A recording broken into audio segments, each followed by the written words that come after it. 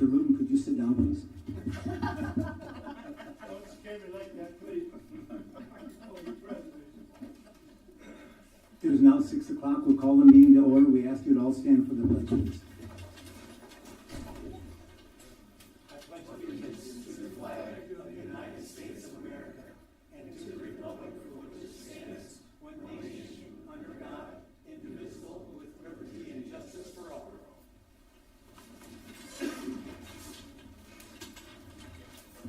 Thank you. Brings agenda item number 2, agenda approval. Is there a motion to approve tonight's agenda? I move we approve tonight's agenda as presented. Is there a second? A second. Second. Has been moved and seconded. Any discussion for tonight's agenda? Seeing none, roll call, please. Director Birdie? Yes. Director Castro? Yes. Director Ingalls? Yes. Director Canton? Yes. Director Larkin? Yes. Director Litter? Yes. Motion carried 7-0-1. Thank you. Brings us 0-1. to agenda item number 3, recognitions, commendations, and information. Do we have any student reps here tonight? Going once, I'm going twice. Okay, we'll bring us down to agenda item 3.2, President's Statement. If anybody in the audience would like to address the board about anything that's on their mind, your time limit is 3 minutes. Keep your thoughts concise. Stay on task. Check in with the secretary before you do or immediately after.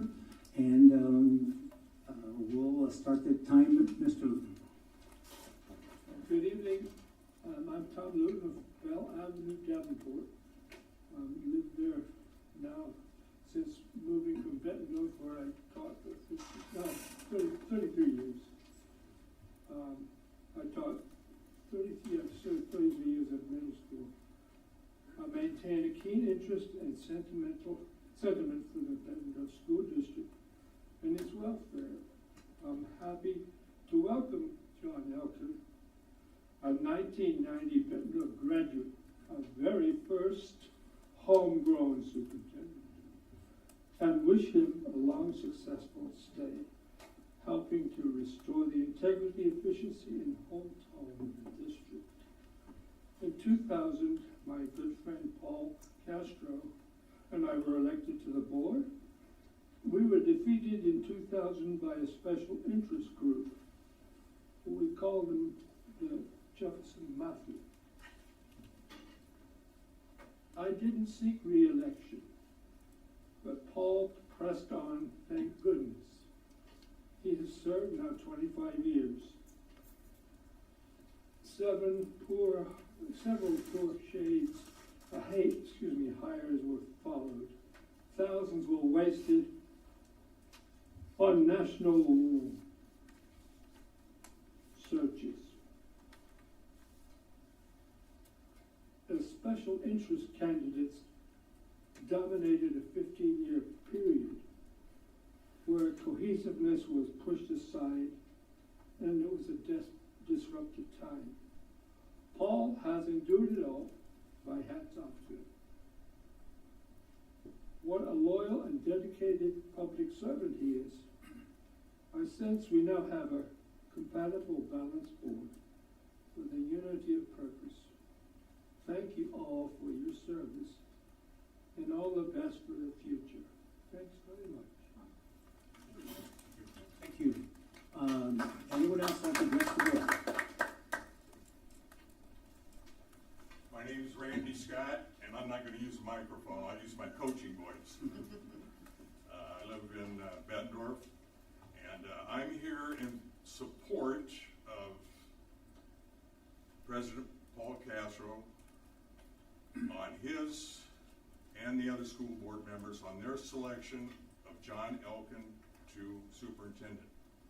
I taught here at Bettendorf for 41 years as a teacher and coach. And I had an opportunity to interact with a lot of students and a lot of student athletes.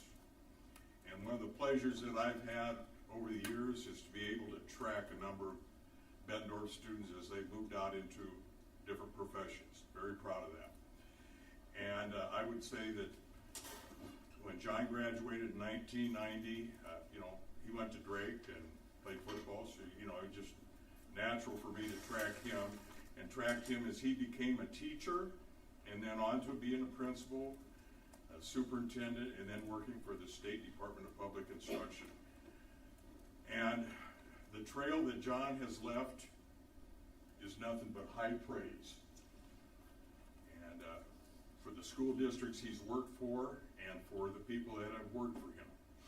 I would equate this hiring much like the Allstate insurance commercial. Bettendorf School District is in great hands now with John Elkin. And that's all I have to say. Thank you. Anyone else like to address the board at this time?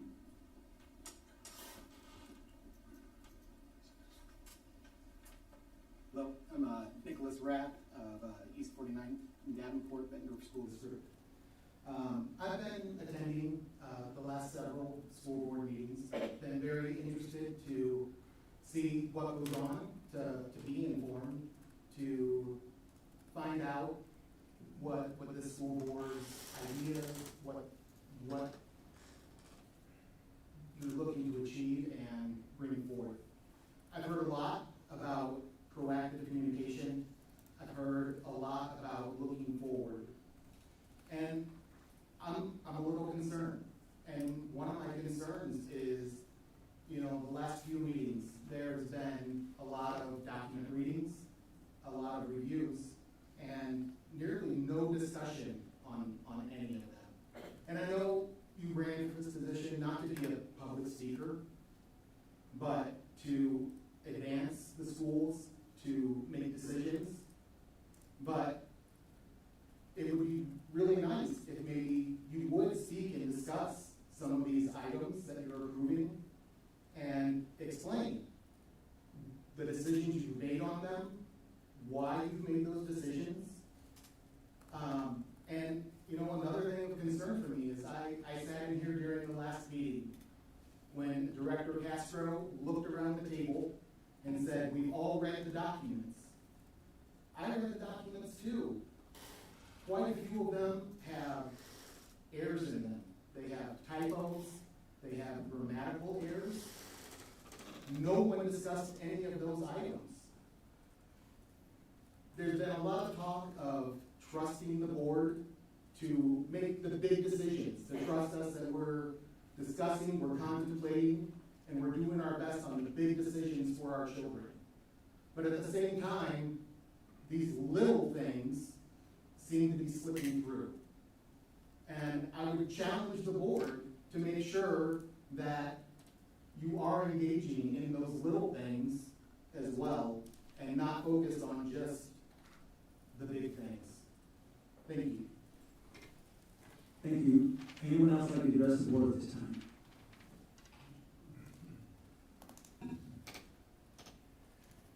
Hello, my name is Brian Grishkus.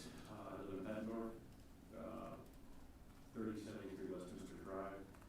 I'm excited my daughter's going to be a freshman here at Bettendorf.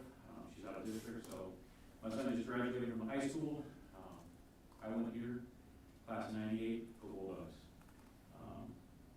You guys got a tough job. I'm glad I live in a PV for that reason only. But the public's always watching you. Probably more criticism than commendations. So I appreciate when you guys have, when we have concerns and you listen. I've reached out to several of you over the years many times, and thank you. Mr. Alkin, I'm super excited to see you on board with the district. You got a strong back and there's a lot to do, so good luck, best wishes, and it's been a challenge and a pleasure working with all of you the last couple of years, so thank you very much. Thank you. Anyone else like to address the board at this time? Going once. Going twice. Okay, that brings us down to agenda item number 3, BDA report. I believe Emily will not be here today. Brings us to the BESA report. Melissa, are you here today? Not seeing Melissa, rolling on. Brings us to agenda item number 5, conference debrief center for model schools. Mr. Judy, thank you. All right. I put a sheet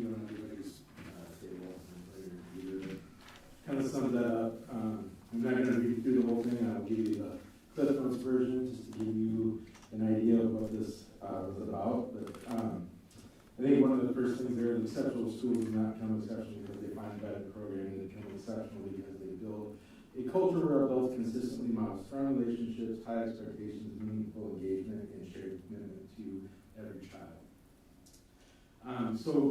Why we attended, our lead principals attended the Center for Model Schools conference to strengthen our work around the 5 essentials. The 5 essentials framework is the logo that you have on the page there.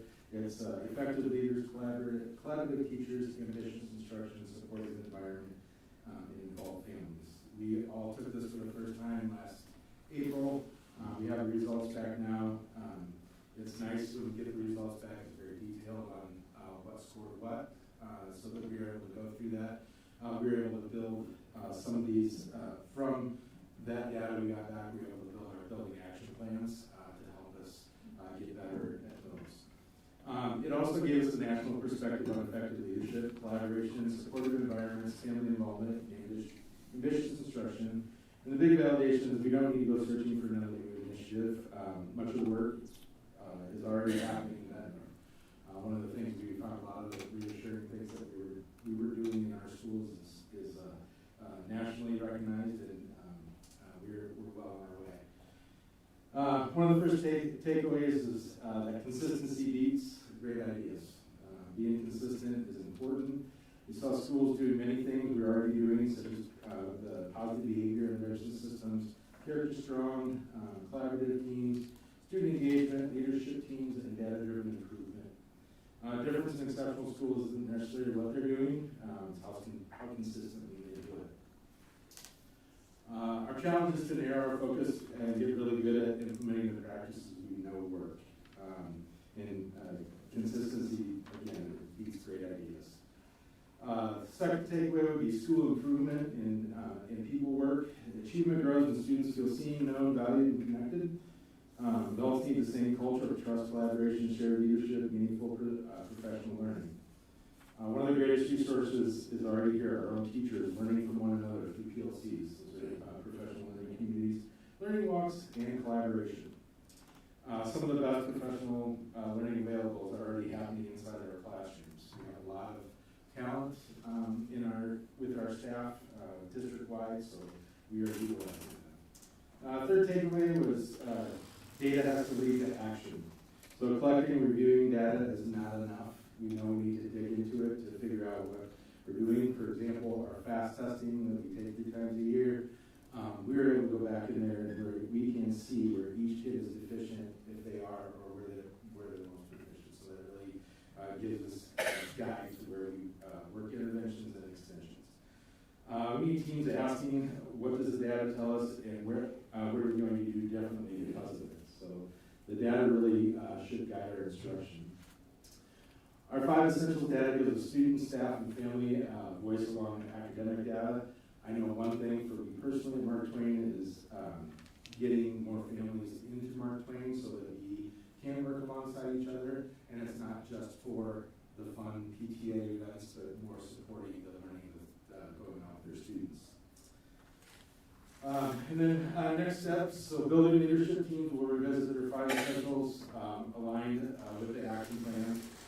This summer we also took part in ESSA training, so we all put together our action plans, we have those in place, and then that's one of the key things there is consistency, is always going back to look at that, our building action plans, and wrapping what we're doing into those plans.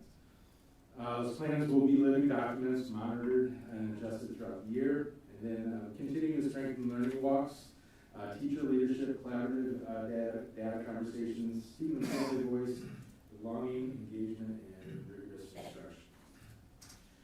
Conference gave us both validation and direction. We don't need more initiatives, but we need to get exceptionally good at the right work that we're doing. Any questions? Any questions from the board members?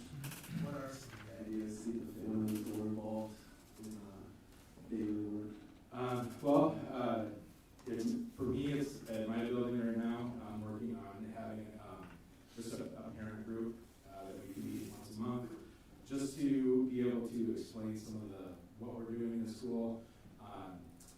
I'm working with my building leadership team to see what, get the right group together, because I don't want the parents who are always there, no offense to them, but that do everything always there.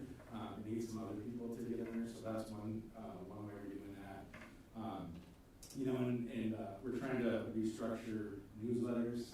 I'm going to be putting a podcast online this year with a summary of things, so that will hopefully, because I know people get it's long. There's a lot of pictures on it too, but we get numerous phone calls at school like, hey, what's this? And it was in the newsletter. So just little things like that right now, and then continue to work with our PTAs, PTOs, just to really get that word out there. And this year I have teachers in my building, 2 teachers will be at every PTA meeting, just so they can work alongside each other. I think that podcast is a good idea. Yeah. We'll see how it goes.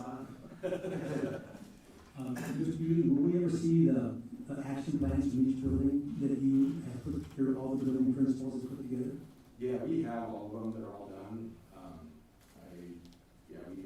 I certainly could send them to you, collect them and give them to you. Yeah, so the board members can see what are some of the target things for each building? Yeah, and one of the things we changed with those this year is, in the past, we've written those in June based off of our last winter scores, or spring scores, I'm sorry. And we plugged some numbers in and we hope to get there. This year, we'll have data numbers after our first assessments are back. So instead of comparing with last year's one, we'll get the first data set back and then be able to write. We have the goals written, it's just, it says XX percentage in it right now until we get those numbers. And Mr. Reed, was there a community-wide survey that went out regarding the Center for Model Schools, something in the early spring? Yeah, in April. So we have that survey consists of parent survey, student survey, and teacher survey. So they're all going to give their input on, there were different questions on each one. But the parent one, in order for it to be valid, you have to get at least 20% of your parents to respond. And did we get to 20%? Everybody got to 20%. Okay, will the board ever see kind of a condensed version of those survey results as well? I can share mine with you. I'm sure other people would too. Sure, I think it'd also be good for the board to see this survey regarding the Center for Model Schools and the surveys from those 3 different elements. Yeah. Great. Any other questions on Mr. Hughes? Just comment on engagement. That is an immensely challenging problem to get beyond that 10% of the people that are really interested to be interested. Mm-hmm. And the district, I mean, the teacher sends out a weekly, you send out a weekly, the district sends out a weekly, coaches send out, and getting people to read that. I mean, how many times you told us about parking and we still can't seem to get it 100% correct. So I wish you well on that challenge, and if we can help you with it, on that, people being interested, that's important. So, go. Anything else from Mr. Hughes? Chad, thank you very much. Very informative. Thank you. Thank you. Okay, that brings us to agenda item number 6, Superintendent's Report, Mr. Allen. Good evening, Board of Directors. I'm very excited to share out some major updates from my first 13 days on campus. As a proud product of this community serving my hometown is a privilege and honor. These early weeks of listening and learning have gone deep in my dedication to our exceptional district. Since stepping on campus on Monday, May 27th, I focused my entry plan, which I'm going to share out with the board during my closed session tonight, on the following high-level priority engagements with the short timeline that I had. One of the first things I did was take a district tour of all the facilities with Operations Director Scott Martin. Main focus is on each building and major priorities or projects. Example, the high school band room is being remodeled right now. I got to see the Paul Norton Lake roof issues over at Neil Armstrong Elementary. I've held a variety of stakeholder meetings, one-on-one meetings in no particular order. I've met with the BEA, the BSSA, and the BESA. I've met with all of our local legislators, Senator Scott Webster, Representative Gary Moore, and my meeting this afternoon with Representative Mike Andron had to be rescheduled. This will be next week. I also met with Mayor Gallagher, City Administrator Decker, Plain, and Assistant City Administrator Jeff Ryder. I'm going to note that Decker Plain was exactly what he did when I was in third grade when he did Greenwood Elementary, so I said that to him, he laughed. I also stopped by and met with Librarian Director Julian Ashelman, and then today I met with Chief of Police Doug Scott and Fire Chief Say who was supposed to be there, he was out of town. Also met with all the board members on one-on-ones, completed that yesterday. Early on, I held a district leadership retreat consisting of all the deans, assistant principals, supervisors, executive directors, and the major action from that was we had some takeaways about leadership. There was a review and work on the district's emergency operations plan, as well as our strategic priority action planning that will be completed prior to the board work session that's scheduled for September 14th. And that might be also a good time to bring the action plan and survey results. Danny Drawball and I saw last week, he mentioned something, and I mentioned what we did at leadership, so that we get to bring to the board to coalesce everything. I also attended the annual school administrator conference in Des Moines with leadership and the leadership team. I believe that really accelerated our team chemistry, getting to know everybody. Interview with Quality Times on Monday, and today's TV interview with TV6 was postponed due to the weather. I'm not gonna lie to you, I wasn't sad about that because I don't want to see myself on camera, but it is what it is. I learned to reschedule that. Various priority meetings with school leadership, such as communications, and with our partners from the ADA and the Department of Education. And then just today, the last 2 days, I've completed inside building tours of all the elementaries with the principals. And this morning I completed that. I have a walkthrough scheduled of the high school, the middle school tomorrow with representatives from Russell Construction. And I've been in high school because obviously it's connected. When people find Principal Cluppy, I was going back where it was 36 years ago, so she kind of directed me, so things have changed. Other updates I'd like to share with the board to kind of move on, those are the major things I've dealt with, is this is an announcement for the board. Middle school busing and parent drop-off for the school year fast approaching is with ongoing construction, and this will be widely communicated and re-communicated with families and the public after this meeting. The plan for the middle school this year, so you are aware, is student busing for the 26-27 school year will be directed through the Spruce Hills Lane to ensure appropriate accessibility, specialized transportation vehicles for students with mobility accommodations are permitted to load and unload at the front main entrance, and specific drop-off and pick-off protocols for both morning and afternoon routes will be communicated to impacted families and personnel.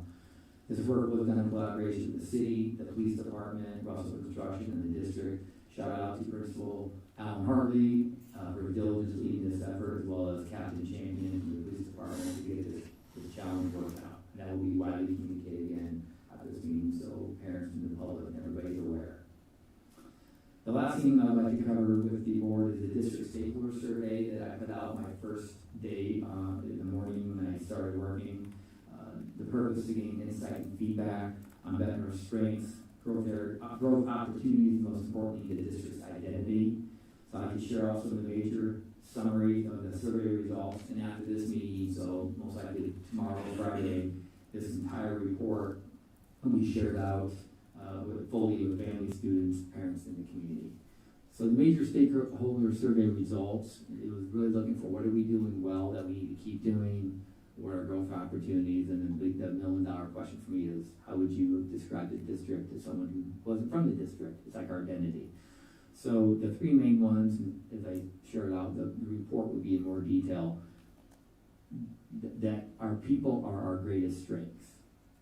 Respondents overwhelmingly recognize the dedication of teachers, paraeducators, support staff, building leaders, everybody. So Bettendorf's greatest strength is our people. Students in this district benefit from a wide range of opportunities. Academic, fine arts, athletics, clubs, career technical education, dual credit courses, everything that we offer. The last major one is community pride remains strong. Many respondents express pride in Bettendorf's history, traditions, and commitment to excellence. So to share out a short story with you, this other day I had a parent with a young child who opened a road to the district back in like December, and he just wanted to meet me, so I met him. He's moving from across the river. He said, I want to come to Bettendorf because this is standard. And I was like, that's music to my ears. So those were the growth area, or the positives that we want to keep doing. Here are some growth opportunities for us. Trust, communication, and collaboration need continued attention. Respondents called for transparent decision-making, consistent communication, and meaningful opportunities for staff, families, students, community members to be heard. Student behavior and staff support are important concerns that came up as part of this survey. And the last one is, people were very honest. They said the district is navigating significant challenges. They identified leadership transitions, political division, funding pressures, changing student needs, special education demands, and state-level decisions as factors affecting the district. So these are opportunities that we need to focus on to keep improving, even if it's 1% better every day. Now, the $1 million question for me that really mattered, they all matter, but the question that really had overwhelming support, it just identifies the district's identity, was how would you describe Bettendorf to someone who is unfamiliar with it? And Bettendorf is viewed as, I'm going to read them all, a district with a proud legacy and strong reputation for educational excellence, a district defined by dedicated educators and staff who deeply care about students, a district rich in academic, athletic, artistic, and extracurricular opportunities, a district navigating change while working to strengthen trust, communication, and unity. And the last one was a district with a strong foundation and tremendous potential for the future. And when I've been asked why would I want to come home, because I love Bettendorf and a lot of other people do too. So that's the superintendent report shared out for tonight. Well, thank you very much. Lots of things you've done there, and that's great. A great report there, Mr. Alkin. Okay, bring us agenda item number 4, consent agenda. Is there a motion to approve tonight's consent agenda? I move we approve the consent agenda as presented. Is there a second? I second. It's moved and seconded. Any discussion? Seeing none, roll call, please. Director Castro? Yes. Director Eagle? Yes. Director Hanson? Yes. Director Larkin? Yes. Director McGivern? Yes. Director Witter? Yes. Director Brody? Yes. Motion carries 7-0. Brings us to agenda item number 5, information action. Gray Architects and Russell Construction will give us an update on the Bettendorf Middle School remodeling project.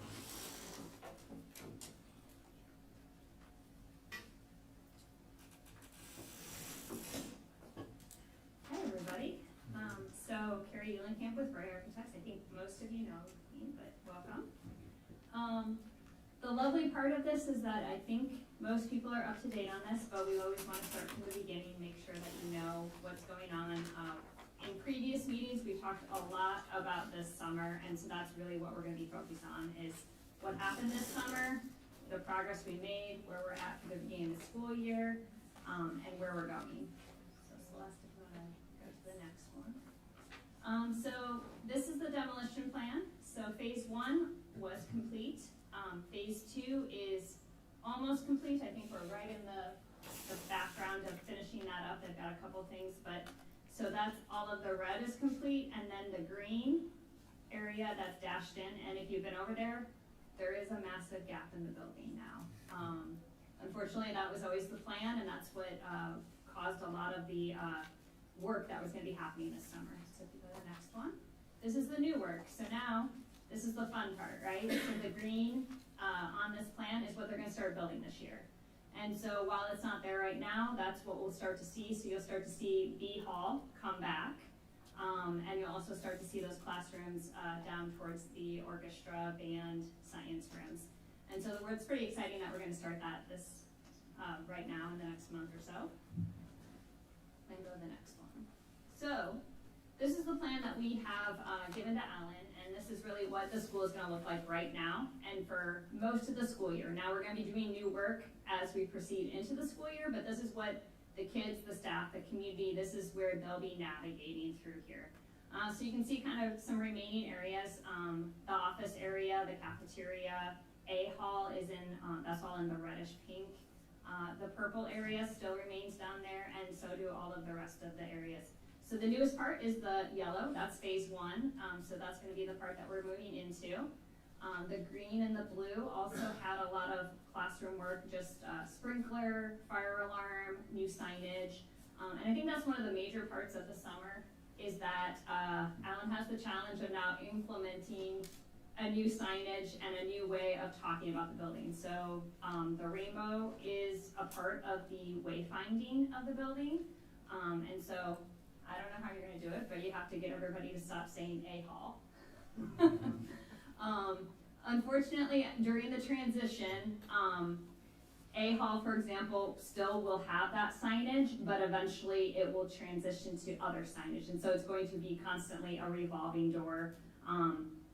The orange, yellow, green, blue, and indigo all have new signage. And so when you go into those, it may have been D7, let's say, but now it's going to be a new room number, and so I'm sure that's going to be a big transition for everyone.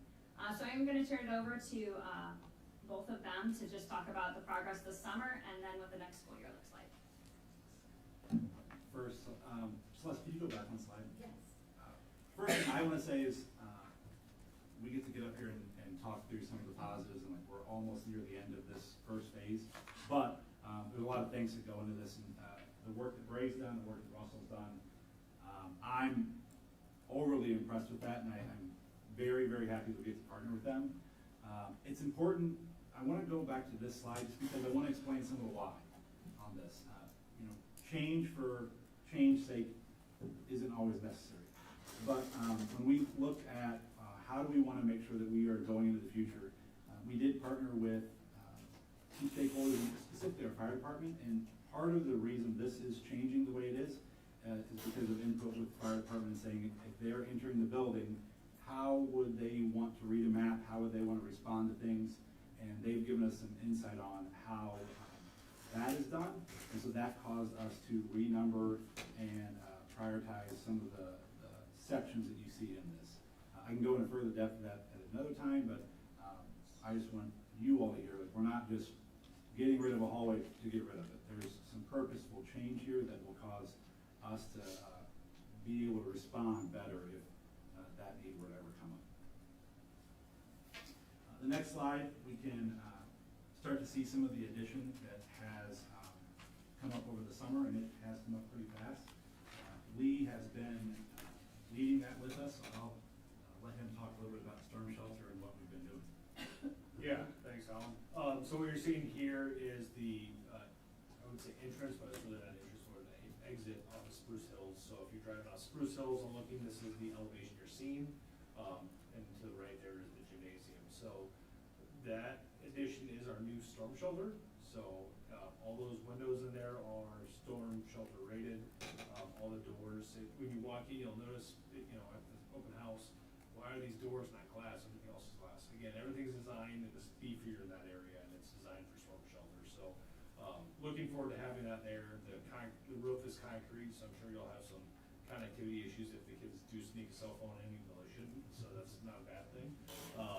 Speaking from a parent of a couple teenagers, so less connectivity in that aspect's good. So the other nice thing is we talked about it, or Mr. Olkin talked about it as we started up. There is the lane down that way has a hammerhead turnaround, and we're going to be making it a loop for the buses. So we've tested that out with everybody.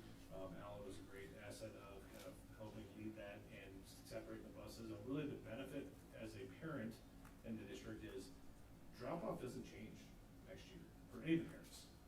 So really, as much as this disruption is happening, there's a concern around that, this the same as it was last year. You either come off 18th or you come off middle. And those for the parents is the same. So really all we're changing is district staff and 6 buses. And that is such a relief to me, as also on the construction side, of getting people where they need to go, right? So we've worked with them, district, and we're gonna be shutting down the existing bus lane, because that's our access in and out. We'll stage materials in that area, so that way we can shut down and keep kids safe every day between those 2 areas of drop off and pickup, because that's the most critical time on these projects. Last year, we were able to segregate out, and it really wasn't a big deal at Spruce Hills. Now our access is off middle with everybody else. So the timing of deliveries is important, and we'll coordinate that, and we're used to that. But a lot of thought went into how do we get kids where they need to go, and how do we keep construction activities separate. So just wanted to shout out for that. We will be seating here in the next couple of weeks, so hopefully it continues to rain. have the seat down, it stops, so if you get a drug, that's thanks to me. Go to the next slide. This is the elevation of where B and C hallway used to be. So if you're by the tennis courts and look up there into the big hole, you see that now, we're starting to pull up slab, most of the slab's about pulled up. We did find the old auditorium slab underneath some of the classrooms, and we'll be pulling that up as well. And then we'll be start putting back foundations and getting concrete going. So, before we know it, I think in the next month or two, we'll see walls starting, which will be exciting. So, I appreciate, with this, our staff were able to come out, when we first started the mass demo, and I appreciate Russell's willingness. We have a lot of, former staff members that stay connected, they meet up regularly, and so we were able to utilize that. Mr. Winters, as an example, was able to get a hold of several, retired staff members, and we were able to have them over as we started that demo. And Russell was kind enough to pause the demo and grab some bricks for us, and so we were able to give bricks to those staff members that wanted some. It just was a nice way to say, we know change is hard, and that's, it was for sure emotional for some people, just to say, we see that, we know that, and we're excited to move forward too. So it was a nice event. as we jump into the next slide, here's kind of really the why, right? This is a picture of one of the new classrooms. This is one of the nice ones on the end, so you have windows on both sides. Some other ones just have windows on one side. But, you know, even though it's a tornado shelter, it really doesn't feel like a shelter. But the bright windows, the bright colors, masonry, so really a great space, lots of room. The new furniture that they picked out, it's all coming together. So excited to see students and teachers in there in the next couple of weeks. And I would say, just from my end, you know, looking at that classroom, it's exciting. It's also, I can tell you, the stakeholder survey with students and staff and parents around why that chair, why that color. Those desks are 6 inches bigger than they were when we first started, and there was purpose behind that. Those built-ins, I'm not gonna say the teacher's name, whose that room is, but I know who it is, and I will make sure I send that picture to her privately and say, this is it, because she hasn't had a chance to get in there yet. And I'm really excited about how the spaces are getting set up and how it's gonna be accessible for the students. I also wanna make sure that I recognize that those, the boxes, they've been moved in, Scott Martin and his crew and operations, custodial services, they've done a great job of moving us and getting us back in those spaces as we can, so it's been really a full team effort. Yeah, here's a couple pictures of some offices and conference rooms. Again, this would be not part of the storm shelter, but part of that new phase 1 addition. So that's the more of the hallway with a couple conference rooms that connect to the gymnasium. This next set of, so previous slide was some of our offices that we'll see with our team room, or we'll be able to do as PLCs or small teams with MTSS, or it's one of our associate principal's offices. Right next to that are these bathrooms, and we've, most of the times that we've come talk to you, we've talked about the bathrooms. These are different. These are gonna be different than anything you've seen in the district. There are some other comparable schools in the area that do this. As a reminder, for our why, when we talk and we get input from our students, from our staff, and when we look at our data, there are a lot of instances that will occur if you can't supervise it. And some of supervision is the ability to have a camera and go back and investigate. In our bathrooms, for obvious reasons, that's always been a spot where we could not, we're always playing catch up, very reactive. This setup is going to allow us to actually be proactive. It's got 2 ends where you can enter from either side. The bathrooms are spacious, they're nice. They all have halo sensors in them that we're going to be utilizing and working with.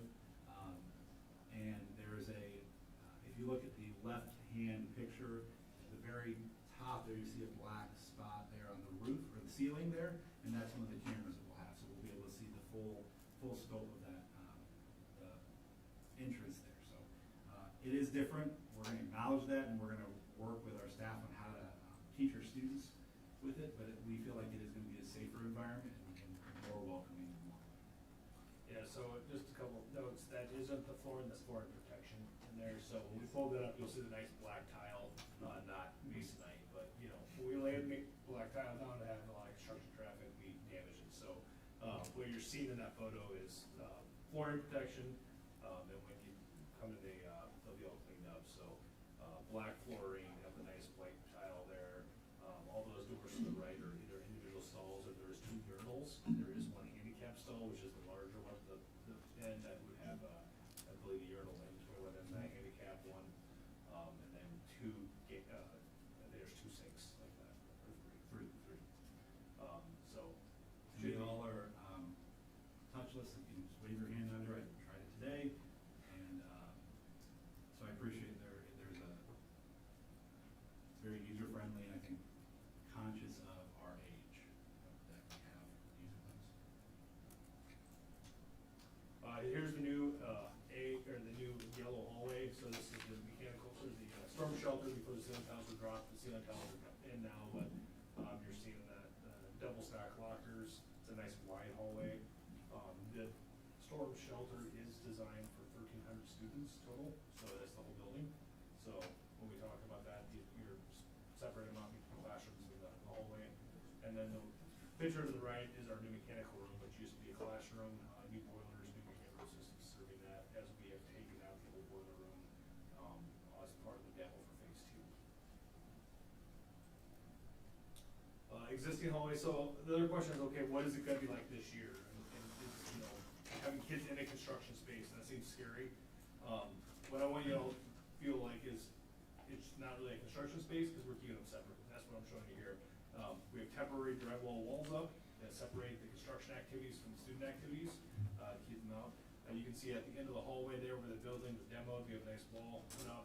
Again, it's not finished up permanently, we have drywall up or plywood, in different areas, and have them, nice and separated off to make sure we keep students and staff safe. And I will say, from that, I definitely have been wondering what would this look like, knowing this is a necessary piece of this process. Wondering, you know, are we going to, what is a student gonna think, what is a parent gonna think? Because ultimately pride in your building also, that is conveyed in behavior and actions and academics and everything. Walking in, as those partitions were put up, the walls were put up, I was extremely impressed. It's inviting, it's clean, it was very, very well thought after. Another, just an aside, so the right-hand picture, that, imagine you're standing right outside of the cafeteria looking towards the main office, that is that image. That classroom that's right there in that picture, that door that's on the left-hand side of that picture, that is going to be our art room next year. We have a brand new teacher, Ms. Trochet, is coming in, and I already told her those walls are temporary, so exploring art class with those students would be a great way to add a little bit of color, so we'll be working on that here coming up. This is the A corridors, this is the cross corridors, so not a whole lot changed there. The one thing you will notice is those pipes that hang a little bit lower than the ceiling, and those are our temporary boiler pipes that backfeed the systems for this school year, as this hallway gets removed next year. So we had to, knowing that we removed the boiler room and all the piping, we had to backfeed from the new systems. So we have some temporary piping. The structure is extremely short in the existing building, which is part of the reason we had to tear it out versus remodel it. So there is a little bit of that, but we made sure to coordinate to make sure there's nothing hanging down to temp students to hang from, to damage. So we've been working on that and know what it's like in those scenarios. So. And there was a lot of conversations about how do we make this work in that space, and then what do we, as we tear things down, as things are done, what do we put back and what do we not? And I feel like Russell was very, very receptive to what are the challenges of the students, but also how do we compromise, because we want to be fiscally responsible, and we don't want to do things twice if we don't have to. So this was I think, very innovative, and I appreciate their efforts thinking through that and getting us to a solution. So the close, I guess, I'd encourage, looking forward for everybody, if you want to check it out in person, or if you have a student in there, we may see you before the open house. I know I'll be there, and so my daughter, and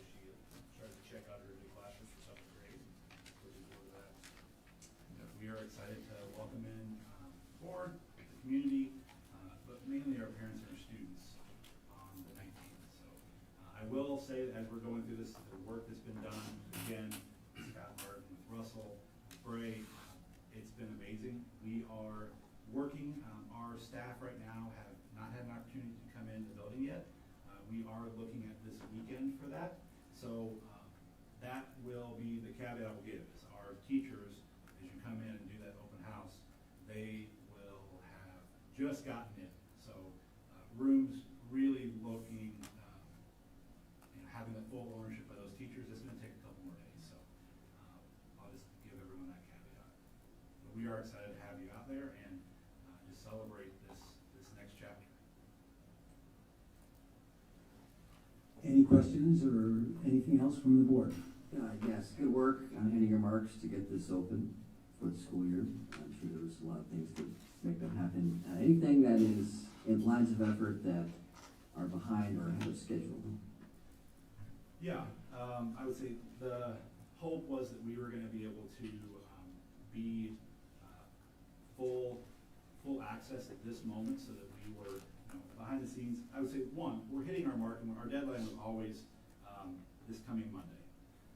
Our hope was that we were going to be able to get in the building a little earlier, especially with our new teachers, and that hasn't happened right now. So we have been pivoting, and I have been working with HR and with Superintendent Elkin, and we've been working on how are we mindful of our new teachers doing the learning that's necessary, but also knowing that they need to spend time in that classroom, and to do that, that'll take some time later on.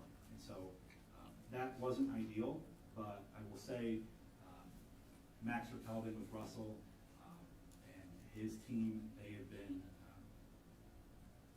very forthcoming with it, very timely, and I was texting Max before I stood up just to work through a couple things with him. So those things, in the grand scheme of things, I would say I've been very, very happy with the pace and just overall hitting the marks. So you haven't seen any labor or material challenges? I have not seen anything significant in that way.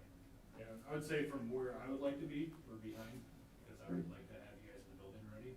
But, that being said, our biggest labor challenges tend to be around, especially the summer phases like this, is fire suppression, electricians, flooring, and masons. And typically, this because electricians, fire protection, and flooring get pushed to the last possible moment, because everybody's working, and you have to kick them off to put flooring down, right? So that's always a challenge in schools, and when do you do that? When do you wax? When do you kick people out? So nothing that we haven't dealt with before. I was hoping to be a little bit farther ahead, but everybody's fighting for the same small pool of labor. The nice thing is with phase 2, and this is the biggest part, is we're trying to pull as much of that work outside of the summer push as we can. So now you're getting to a more regular sequence where we won't have to be fighting for that same labor. So, you talk to any flooring contractor right now, they're all working 14-hour days, 6 to 7 days a week. In school, whether it's Rock Island, Moline, Davenport, or here. So they're all fighting for a small pool of labor. So that is a challenge. Second question on the roof. That was a separate project, but has that addressed some of the leak problems in more endemic areas? I would say the areas that have had roofed, yes. There's some areas in the building that we're going to tear down next year that are still a problem because we're trying to Band-Aid them Right. through. Where the new roof went in, you're satisfied with how that turned out? Yes, very much so. All right. But yeah, you will still have, there's still leaks in the building, but it's either areas that are getting torn down next year or will be re-roofed next year. So. Understood. Thank you. That's it. Any other questions from the board? Great presentation and great update. Thank you, Carrie, Alan, and Lee. Great information. Thank you very much. Thank you. Thank you, everyone. Thank you. Okay, that brings us to agenda item 5.2, opening and considering sealed bids for approximately $31,730,000, school and infrastructure sales, services, and use tax revenue bonds, series 2026. Welcome back, Mr. Gillespie. You're from Des Moines. Did you come in from Des Moines? I did, yes. How did you have to fight any weather coming in? Just east of Des Moines, it was quite a bit of weather, but once I got to Newton, it's pretty clear. So Great, thank you very much for being here. You bet. Well, good evening. As Paul said, my name is Matt Gillespie. I think I've met all of you earlier this spring, if not before, from Piper Sandler in Des Moines. Before we get into the actual bond presentation, I just want to maybe kind of echo what some of these gentlemen said earlier. I've had the pleasure of working with Mr. Elkin previously professionally, and I would just like to let the board know, at least from my experience, you have made a good decision. And something that I've been quite impressed with working with him in his role before, even though he's had experience working his way through the educational system and had quite a few years of experience doing that, something that I guess I would challenge all of us to do, and you as board members as well, that I really been impressed with John, is that I've always seen him be very eager to continue learning. None of us know everything, right? No matter how old we are or how long we've been in our job, how much experience we have. And I've always been very impressed with John's eagerness to continue learning and learning what he maybe doesn't already know or not, he's not an expert at. So very good doing that. So I would ask you all to continue doing that as well. And maybe we'll start doing that right now. I'm going to go through this packet. There's going to be a few of the topics that we talk about that are maybe more than you care to hear about, to be honest. For those of you that want to know more information, you absolutely can stop me and ask more in-depth questions, and we can go into some of those things. For those of you that don't really care about the significant detail, we can gloss over some of those things. I'm going to go through the packet. We'll ask questions. Once your questions are answered, then I'm going to lead you through the actual action items. So this first item is really just me talking, and then the next items on your agenda are the three board action items. So the first page of your report of sale that I think you all have a physical copy of as well, I want to point out in the top left-hand corner of that report, we were originally asking the bidders today to bid for $31,730,000 of sales tax bonds. Once we had the bids in hand, we knew the interest rates, etc., and we were able to size the final sizing to consume all of the remaining principal amount that you had held the hearing for. So you held a hearing previously, you issued close to $10 million last year, and this today is enabling you to issue $32,005,000. So that's all of the rest of your authority from the hearing. So you will not be able to issue more bonds if you need to, which I don't think you're going to need to, but if that need were to come up, you'd have to have another hearing. But there's not going to be any principal left on the table, so to speak, for you to have to come back and issue, a few months from now or a year from now, etc.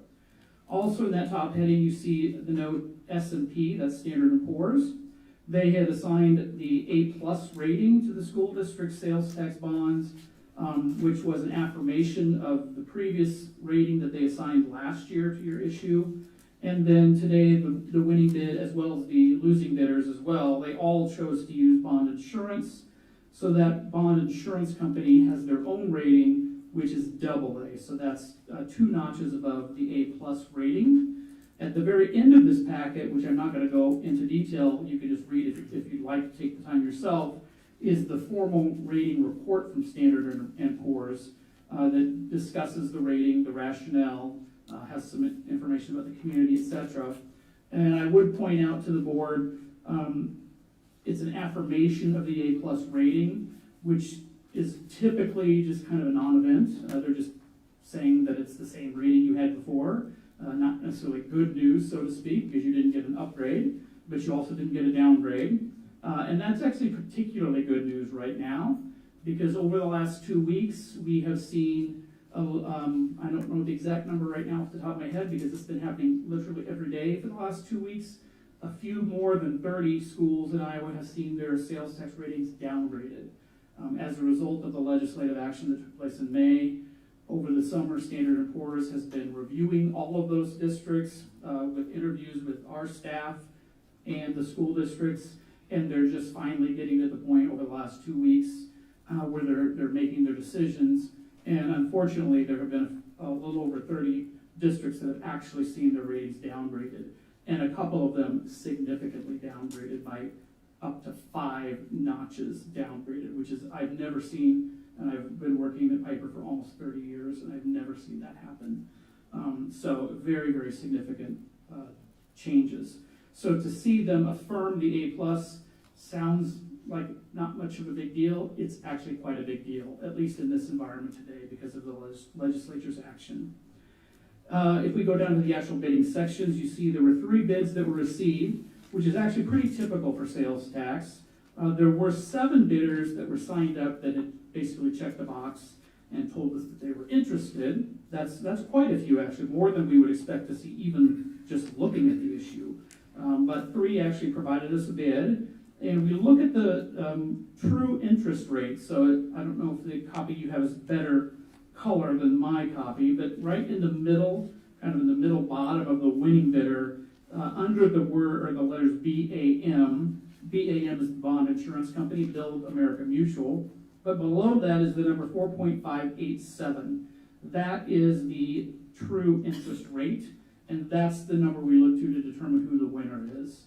So what that number is, or that rate is a weighted average rate. So it's weighting the interest over time. So the longer term bond maturities are weighted more heavily because you're going to pay some of that interest for 24 years if you don't pay it off early, versus the short term bonds that you're going to pay off in the next 4 or 5 years.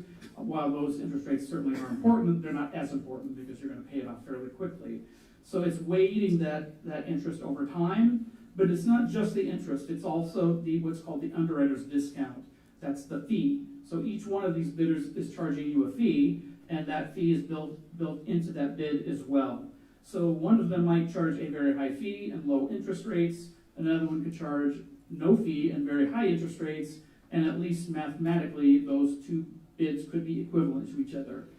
So that's what that true interest rate is doing, is it's trying to determine what mathematically is the best of those options. So comparing that bid, 4.587, to the second place bid right below that, Robert W. Baird, 4.671, so quite a difference between those 2 bids. But then to the right of that bid, JP Morgan Securities, very, very close between the second and third place bid, 4.672. So very close bidding, although the first and second place bid, which we call the cover bid, the second place bid, quite a ways out, still pretty close in the bigger scheme of things. If you go to the second page then, we have the sources and uses. So this is just showing us just today's bond. In a minute we're going to look at the whole package, so last year's bond plus today, so the whole financing plan. This is only today. And really, you can just look at the far right side of the page. That's where I put the box.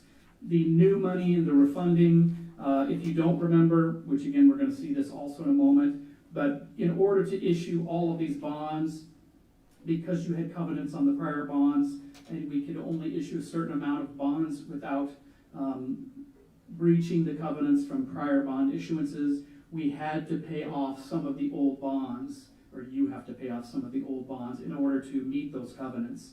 So that is what's called a refunding. You would think of it as a refinancing, but it's not a refinancing like you think. Typically in a refinancing, like if you refinance your house, you save hopefully lots and lots of money. That's not happening here, although you do have technically a savings, and that's discussed in the little skinny box there kind of towards the bottom. There is a present value savings of $76,000. For those of you that understand what present value is, in my personal opinion, even though I've done this for, like I said, almost 30 years, and if any of you are math teachers or math majors, I don't believe in present value. It's kind of a made-up function, and you have to pick literally a number that it's based off of, and that number's sort of made up itself. So, but it is a number that the industry uses. So I can tell you that there was technically savings, but realistically, you had to do it, so you didn't have any choice. I'll explain more of what it took to do that in just a second. But really, the total is what you want to look at. That's the big picture. So you're issuing $32,005,000 of principal, just like last year, and really for almost every bond issue that's occurred for almost a decade or more. There was a very significant premium paid, in this case $273,000.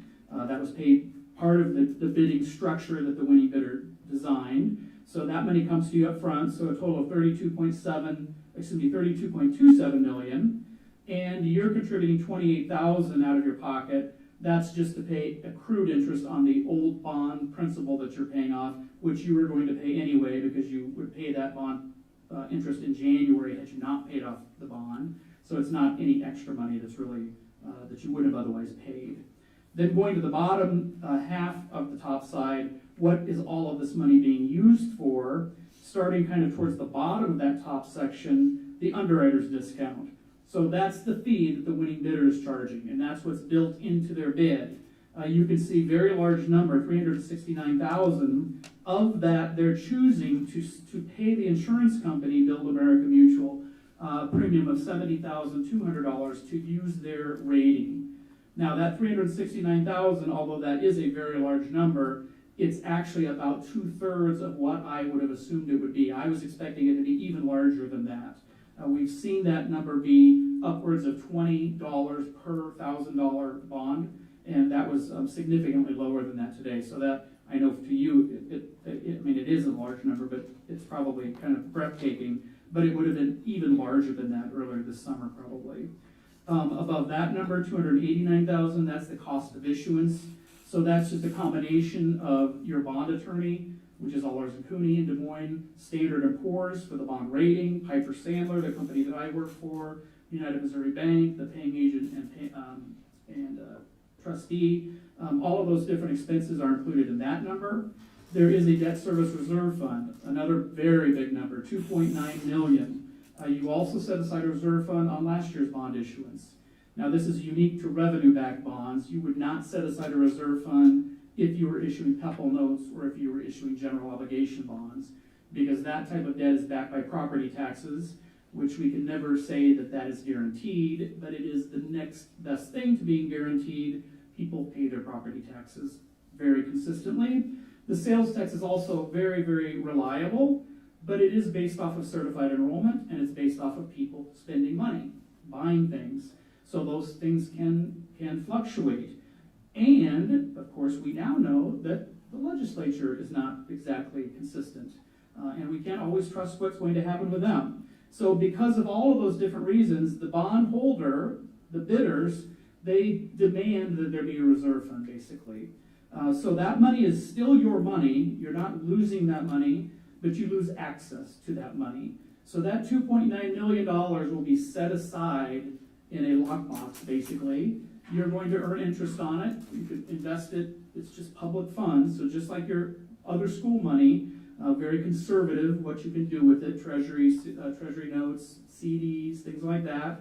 The interest that you earn on it will be put back into your sales tax fund, and you can spend that to buy buses, buy technology, fix the roof, all those things, but you can't touch that reserve fund. And it's going to sit there for 24 years, or until you pay the bond off, if you pay it off early. And then you get the money back, and then you can spend it just like anything else. It's there just in case there is some type of catastrophic event that occurs to where you wouldn't be able to make the bond payment. Now, there's never been a school in Iowa that has ever needed to use that fund in the last 27, 28 years that we've had the sales tax. But in the next 12 months, there might be. Because of the legislature's actions, there are some schools. I don't think that there's going to be any that default, but there could be. And we've never thought that that would happen in the past, but there could be. And they are going to be very, very happy that they have a reserve fund there for that purpose. And you will be glad that they have a reserve fund, because if one school were to default, it would impact every school, because all of these bidders are going to look at that situation and say, hey, if X school district defaulted, who's to say that Y district is not going to default next year? Or who's to say that the legislature in that state isn't going to do something else that's just as crazy? We're not going to bid anymore in Iowa. We'll just go to some other state and bid on their bonds. So it could be very, very meaningful, catastrophic if something like that were to happen. So the reserve fund is there now for a very good purpose. And by the way, it's a very odd number, right? 2932. I didn't just make up a number. That is actually dictated by Internal Revenue Service dictates. It is the lowest of 3 mathematical calculations. So If you want to know more about that, you can ask questions about it, but it is just 3 numbers we have to calculate, and it's the lowest number. The refunding escrow deposit, that's the amount of money it's going to take to pay off the old bonds. Again, you're going to see that in just a second. You're going to pay off $4.3 million of the old bond principal, and then that $28,000 is the accrued interest that you're going to pay to the bondholders. For the interest that's due from July 1, you just made a payment to them a month ago, but you will owe them interest from this past July 1st until September 24th when you pay them off. So that total of interest that will be due to them is $28,909.36. And then what is left over to actually spend on the remaining construction costs that you have, that's the $24,387,396 plus interest that you might earn. At the bottom of that page, you see in another box, I just put in there some examples of other results that have happened over the last year or so. Certainly there have been more bond sales than this, but I just tried to pick out about every 3 months or so. So today you can see, and this is the reoffering yield. So this is the part of this that we can compare apples to apples from one issue to another. And I just picked out every 5 years basically. So you can see the short bonds, the 5, 10, 15 years, what happened to you today, for the most part, pretty comparable, even lower than what's happened with the other schools in the last couple months. But the longer term, the 20 and 24 year, higher rates, which probably shouldn't surprise you because I think you all have listened to the news. Maybe you've gone out and tried to get your own loans yourself or a mortgage. And we all know that those long-term rates, 30-year mortgages, et cetera, are at higher rates. If you go across that section, you can see in particular the 24-year Fairfield 4 months ago and 6 months ago at Davis County. Those rates were a little bit lower than you, about 20 basis points. Then you go back to when your district issued last year, 14 months ago, you can see at that time, though, rates were higher. So you were lower than you were 14 months ago, but in the middle, and unfortunately, probably kind of the sweet spot would have been right about when you were going to sell these bonds originally. Unfortunately, the legislature made that change right in that time frame. How much would you have saved? We don't know, right? We don't know what would have happened. We can't say what on any specific day would have happened, but almost certainly you would have had lower rates because rates were lower at that time. You can see that right here just by looking at Applington Parkersburg, for example. Applington Parkersburg sold their bonds right before the law changed. Now, it's not all great, though, because Applington Parkersburg, they had to take cash that they had after that sale, and they had to put it into an escrow to prepay some of the principal that they had just issued 3 weeks before in order to meet the covenants of the bond. Because when the revenue dropped because of the legislature's activities, they couldn't meet what they had just told the bondholders they could do. They told the bondholders they had X amount of revenue, and it was sufficient to cover the bond payment plus some cushion, which we'll see how much cushion you have in a minute. They didn't have that cushion anymore. So the attorney said, well, you're not meeting what you just told the bondholder, and we haven't even closed on your transaction yet. So you either need to cancel the transaction or put money into an escrow so that by the time we close, you're honoring what they were bidding on. So they had to actually take cash out of their pocket, out of their sales tax fund, and escrow. Now, it's not the end of the world. They're actually making a prepayment on principal they were going to make payments on, kind of like what you're doing to call those bonds, sort of. But it's money that they didn't need to pay until years later into the future. That's money they can't use today to go out and fix roofs. So that was a negative. 2 other districts literally had to cancel their bond sale and renege on sales that they had already done what you're going to do tonight, presumably in a minute, which is to award. So they went through the process that you're going through tonight. They awarded the sale to the best bidder. A few days, a week later, the legislature made this law change. They hadn't closed yet on their transactions. They didn't have extra cash to go out and put into an escrow. So they had to cancel their bond sales and tell the firms that bid on their bonds, we can't honor our commitment. So they could have been sued because they had signed a binding agreement already that said, we're committing to you. Luckily, the two firms that had bid on their bonds and had been awarded were very friendly. They luckily are firms that bid frequently in Iowa. They know us very well. They know our Iowa schools very well. They understood that it was not the school's fault, that it was the legislature that had done this, that the school board did nothing wrong. So they let them out of their contracts. So it was very, very lucky. That was South Hamilton schools and Macokota.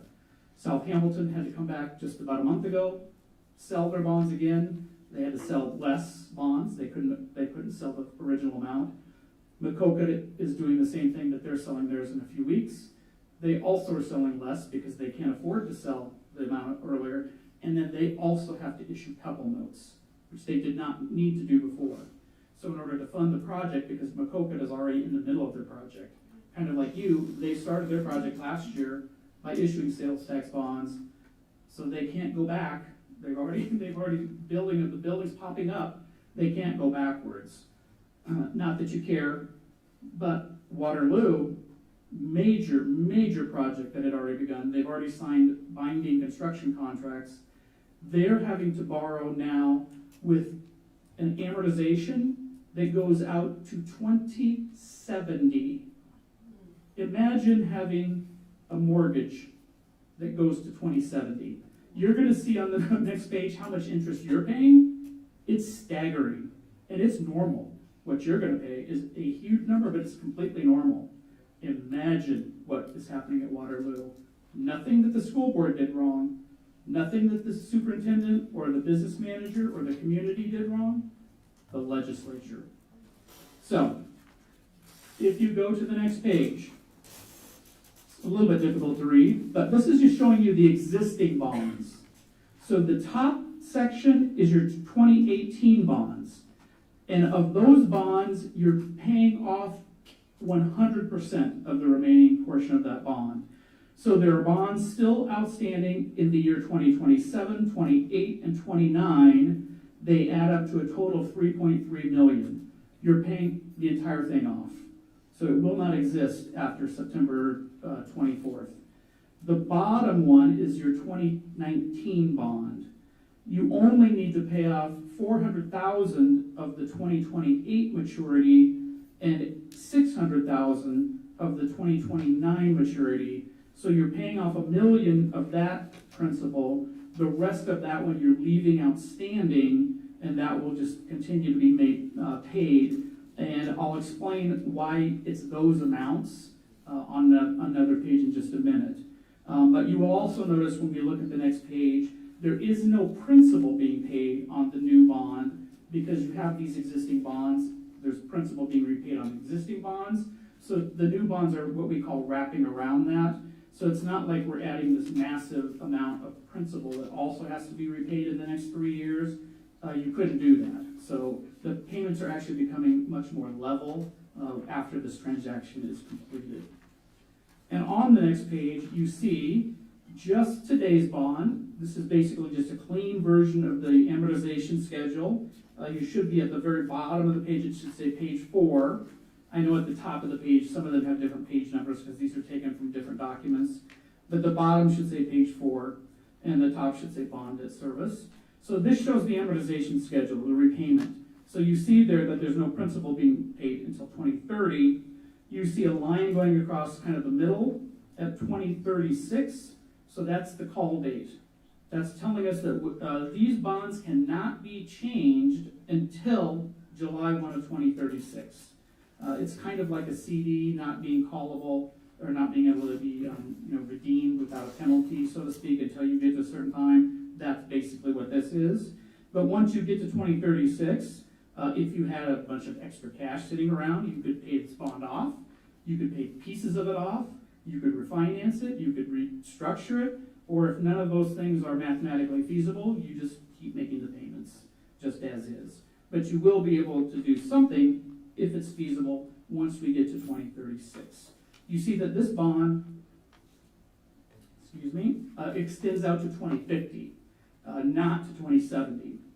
I can't imagine that there's any school that is going to borrow to 2070, except Waterloo, and that's not by choice, that's necessity. But look on this page, and I'm not saying this to scare anybody or to upset anybody, but you're borrowing $32 million. The interest, if you never pay this off early, and if you never refinance it, but I'm going to go out on a limb, and I'm going to say, I can almost guarantee you that you will refinance this bond at some point over its life, not because they're at particularly high interest rates, but because that just happens. It's very rare that a bond actually lives its full life without something happening, paying it off early, refinancing it or something. So you will probably eliminate some of this interest through some course of action. But if you don't do that, you would pay $23 million in interest and pay back $32 million in principal. That looks staggering, right? But that is completely normal. That's no different than your home mortgage. You just don't talk about it. If you really looked at your home mortgage schedule, you'd see the same thing. You just bought a $300,000 house and you're probably paying about $300,000 in interest. But you don't tell everybody you just bought a $600,000 commitment. You just tell them you bought a $300,000 house. But it's very similar to this. But like I said, at Waterloo, very ugly. Thank you, Iowa legislature. The next page, page 5. We did talk about this earlier this spring when I was here, but these numbers have now changed because of the law change. So it's really the orange and the blue section that I wanted to point out to you. The orange, that's now Piper's estimate of the future per student revenue that would be paid out to each school district around the state, out through fiscal year 51. Now the tax goes through January of 2071. I didn't add that extended period on here because it's so far in the future. I don't think it's really even worth trying to forecast. But first of all, the numbers are going to change every year because each year we know more factual information. So we're going to keep updating the estimate. But that's currently our estimate of what it looks like today. You'll notice at the top of the orange section, the first number is 1,385. And the number before that, 1,407, that's what the actual distribution was for fiscal year 26, the year we just ended. And if you look before that, pretty much every year, except I think one, the per student amount grew, which is very common because the sales tax in Iowa is an incredibly reliable tax. It's actually the second most reliable tax we have in Iowa, next to property tax. So over the course of 35 years, which you can see on the far right side of that page, you can see that only one time did sales tax drop in a meaningful way. And that was right in 2010. That was the housing bubble, so to speak, when people were scared, they didn't know what was happening in the economy.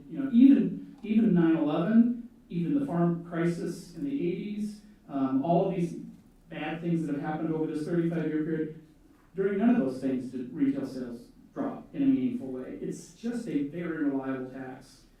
But you see, going back to the orange, the number is going to drop because the legislature is diverting a significant amount of the sales tax over the next 5 years between now and fiscal year 31 to the point where they're taking 25% of the sales tax from the infrastructure fund that would be coming to schools, and it will be diverted to the property tax relief fund. And that's perfectly fine if that's what you like. That's your prerogative. So you can think that's great or not. In the bigger scheme of things, doesn't sound like it tonight the way I'm talking, in the bigger scheme of things, this law change is actually going to be good because A, the law was extended. It was going to end in 2051. Now it's extended to 2071, long after most of us, especially me, I'll be dead by then, but it's going to be extended for schools. That's a good thing. The cap was lowered. It was going to be capped at 30%. Now, excuse me, now it's being capped at only 25%. The problem is that it's being capped at 25% very quickly.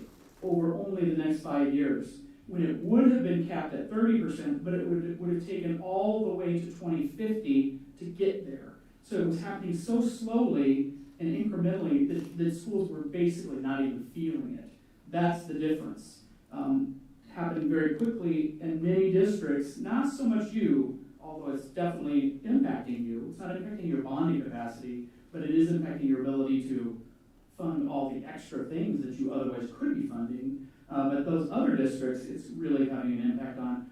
But when we get out 10 years from now and look back, it's going to be better because you're going to be getting more money at that time on a per student basis at least. Because once the state is capped at 25% in fiscal year 31, all of the growth that happens from that point is going to be coming to the school districts, unless the legislature changes it again.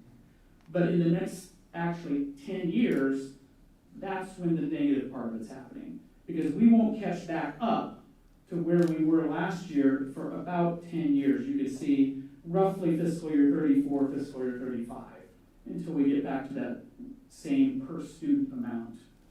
But beyond that, then it's going to be positive. The blue section is just assuming that there's never, ever any growth, which is a completely ridiculous thing to assume, but we have to assume it only once. That was today at 1 o'clock. So when we sell the bonds, we have to assume that nothing will ever improve. And with the covenants that you have from the prior bonds, we have to be able to prove to the prior bondholders and to the attorneys that if nothing ever gets better, this school district can meet their obligations and have extra in X amount, which we're going to see on the very next page. So if you go to page 6, the left side of page 6 is just the amortization schedule again. So that was, we already saw that on page 3, I think. It's the right side of the page that is now showing you, if you look just to the right of the little dotted blue line that's going up and down the middle with the gray section at the top, that's your existing bond payments. And the gray section that has the 2.6, 2.2, 2.1 million, that's your existing bond payments after you've paid off this 4 million. And then you see the payments drop down to 800-ish thousand. But we had to pay off the 4 million, because when you add just the interest alone from today, which is roughly 1.4 million, you see to the left, we get to $3.6, $3.7 million in total payments. But because your revenue is going to drop each year over the next 4 years because of the diversion, we have to be able to prove you have at least 1.25 coverage, meaning you have $1.25 coming in for every dollar you owe to make a principal and interest payment. And even without putting principal in the next 3 years, if we would leave all of your existing bonds outstanding, we could not have proven that 1.25. You would only have had like 1.1 times coverage. You'd only have an extra 10 cents extra out of every $1.10, and that would have been, you would have been violating the covenants of the prior bondholders. So we couldn't have issued 32 million. You could have probably only issued about maybe 20 million, and that's not enough. So that's the reason why you had to pay off that principal. It wasn't just because we thought it'd be fun and just get rid of some debt. There was a legitimate reason that you had to do it in order to get that number down below 1.2, to 1.25 or above. You see then after those next 3 years, then the number is today, again, this is based off of no growth, that number is right at 1.29. But by the time you get to the spring of 29, when those old bonds are gone, then this number will probably, the coverage number, because growth will happen. This assumes no growth on this page, but growth will happen. By that time, that 1.29, I'm just guessing, but it will probably be maybe around 1.4-ish. And that means you will be able to go out and borrow again if you need to, and then you'll be able to take the number back down to 1.25. You'll be able to borrow whatever the number is that takes that number back down, but not back down below 1.25. So tomorrow, you cannot borrow anything else because the number is already at 1.25. But in 2 to 3 years, there'll be a significant capacity to borrow again, but not next year, and not 2 years, but 3 to 4 years, you'll have a significant capacity to borrow again. But this project is gonna be taking at least 2 years anyway, so I don't think you have an imminent need to borrow more anyway. At the very bottom of that page where that arrow is pointing to, that's just showing you, you held a hearing for $42 million 2 years ago. You issued $9,995,000 last year. Today's $32,500,000. That's just showing you that you're consuming that full hearing amount. So there is nothing left of the hearing authority. The next page 7, we're almost through this. This is now bringing everything together. So this isn't just today, this is last year and today. So if you look at the bottom left box, the sources of funds, you see there last year's bond proceeds, the premium that was paid last year, today's bond principal, the premium that was paid today, the little amount that you're going to pay for the accrued interest on those bonds being called, an estimate of the interest that you're earning, because you put the money in the bank last year, you're putting this money in the bank later next month, you're earning interest on that. This is, I think, a conservative estimate. I think you will earn significantly more than this, but the estimate right now is $1.3 million in interest. So if that were to be accurate, $1.3 million in interest, and if your project cost is exactly $35 million, which of course it's not, it could be a little bit less, it could be a little bit more, that's somewhat up to you guys, because there will be project adds and subtracts and all that, you can make those decisions. But if it was $35 million and you make $1.3 million in interest, you'll be contributing $356,000 out of your sales tax or couple fund to fund everything. But you'll see the note just to the right of that. Before I came here today, that $356,000, that number was $923,000. So it keeps being adjusted by the factual results that we keep finding out. So when I was here last spring, we didn't know what was going to happen today. We were making guesses. So last spring when I was here, I think you would have saw that number was $923,000. Actually, probably not last spring because that was before the law changed, so we were using completely different numbers then. But just as a result of today's sale, that improved the cash position, or the cash that you have to contribute, by close to $600,000 by reducing that. I think by the time all is said and done, unless you allow the $35 million to significantly grow, I think you will not have to contribute anything, because I think you'll earn more than in interest than what I'm showing you here. So you probably won't have to contribute anything out of your pocket, or very little. And then the final page in here, page 8, this is just the timeline. So tonight, August 12th, today, of course, we took the bids. Right now, we're reviewing them. You're going to presumably award here in just a moment. At your next meeting, September 9th, that is the final board action, so you won't have to do anything else related to the bonds. There will be, typically there's 3 resolutions, I believe. It will take you literally only a few minutes, very easy. It all comes pre-prepared by your attorney.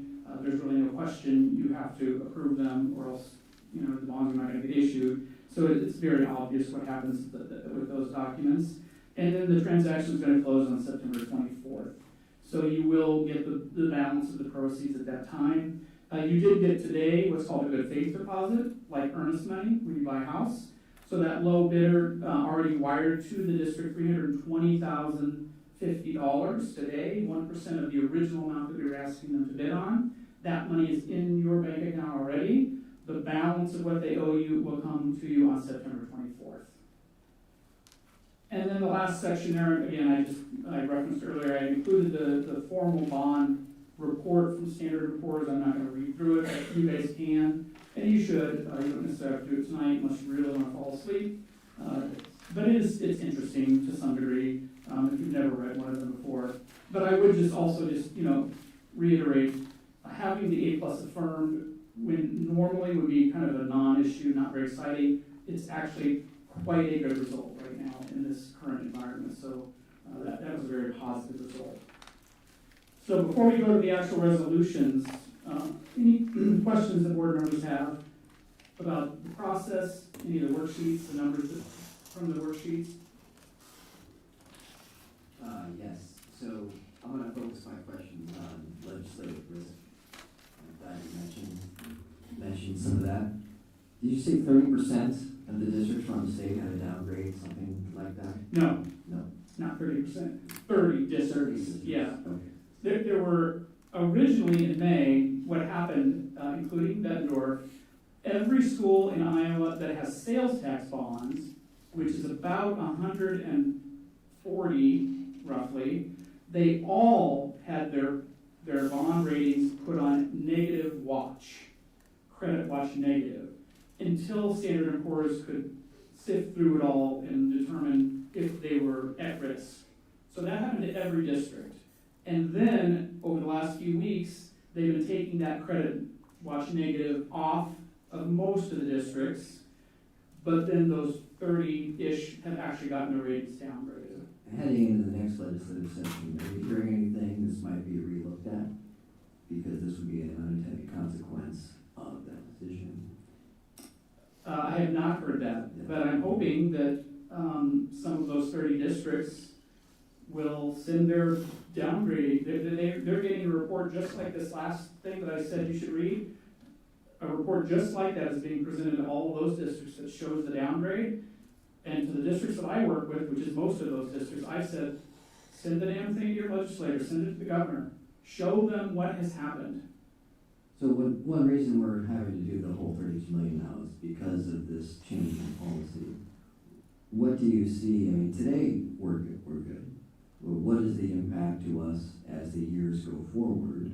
Are we going to be limited on other projects we want to do? Do we need to be aware of that this may be our last project for the middle school for a while? Well, yeah, you are going to be limited for a while. That's what I said earlier, like I think 3-ish years.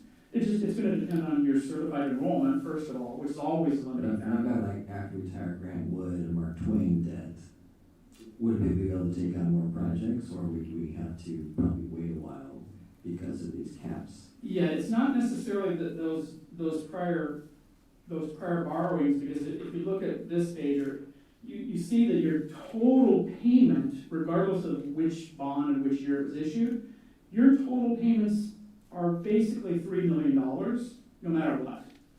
So there is no point in time now where one thing drops off, because as those things drop off, today's bond just got bigger in that same place. So one went down, and today's bond took its place and filled in the gap. So you have $3 million payments for basically the next 24 years. So it's not that when one bond drops down, you're going to have the capacity to borrow again. It's if your certified enrollment increases, or more realistically, as the per student revenue distribution increases.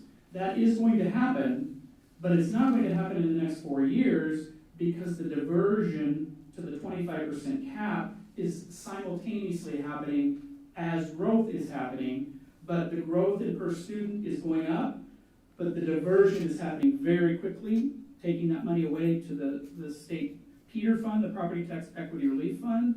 So that's what's going to hamper you in all districts over the next couple of years.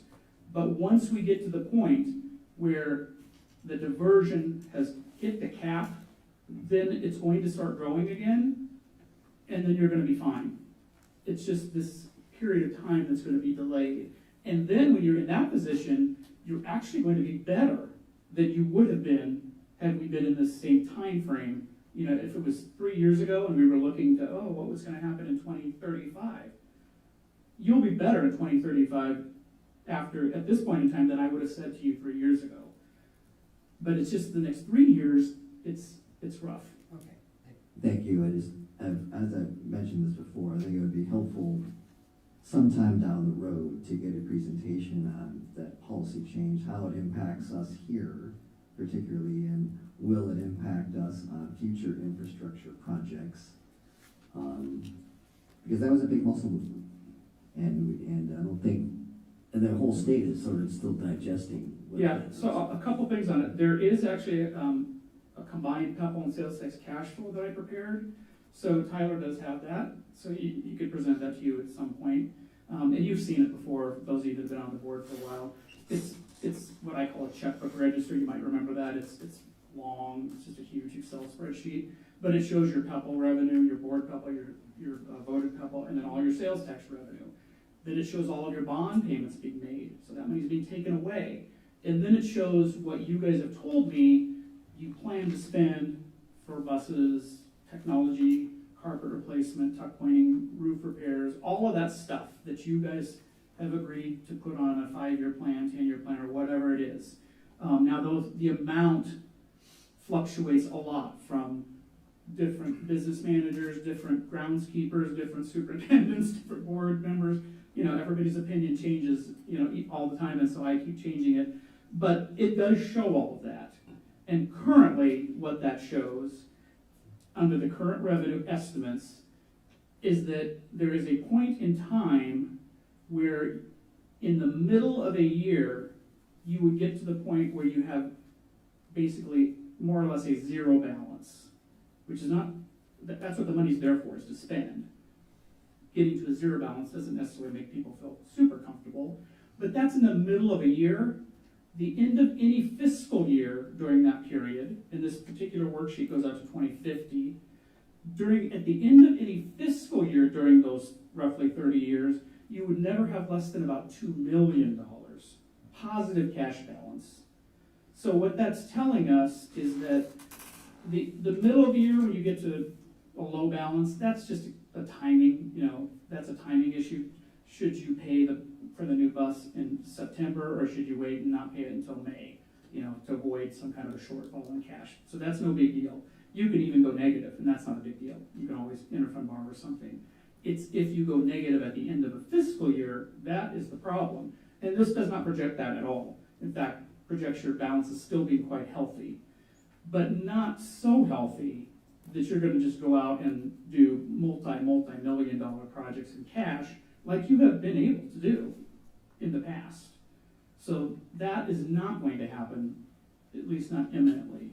Can you go out and commit to some $500,000 or $1 million project that you don't even know about today? Yeah, you can do that. Can you go out and commit to a $5 million project that you want to pay cash for? No, you can't do that. Okay, thank you. Thank you, Mr. Farmer. Well, to follow up on Director Larkin's question, 24 years is a long period with a lot of interest. And so with the changes that the legislation made, did that really impact the length of bonds that we could have issued?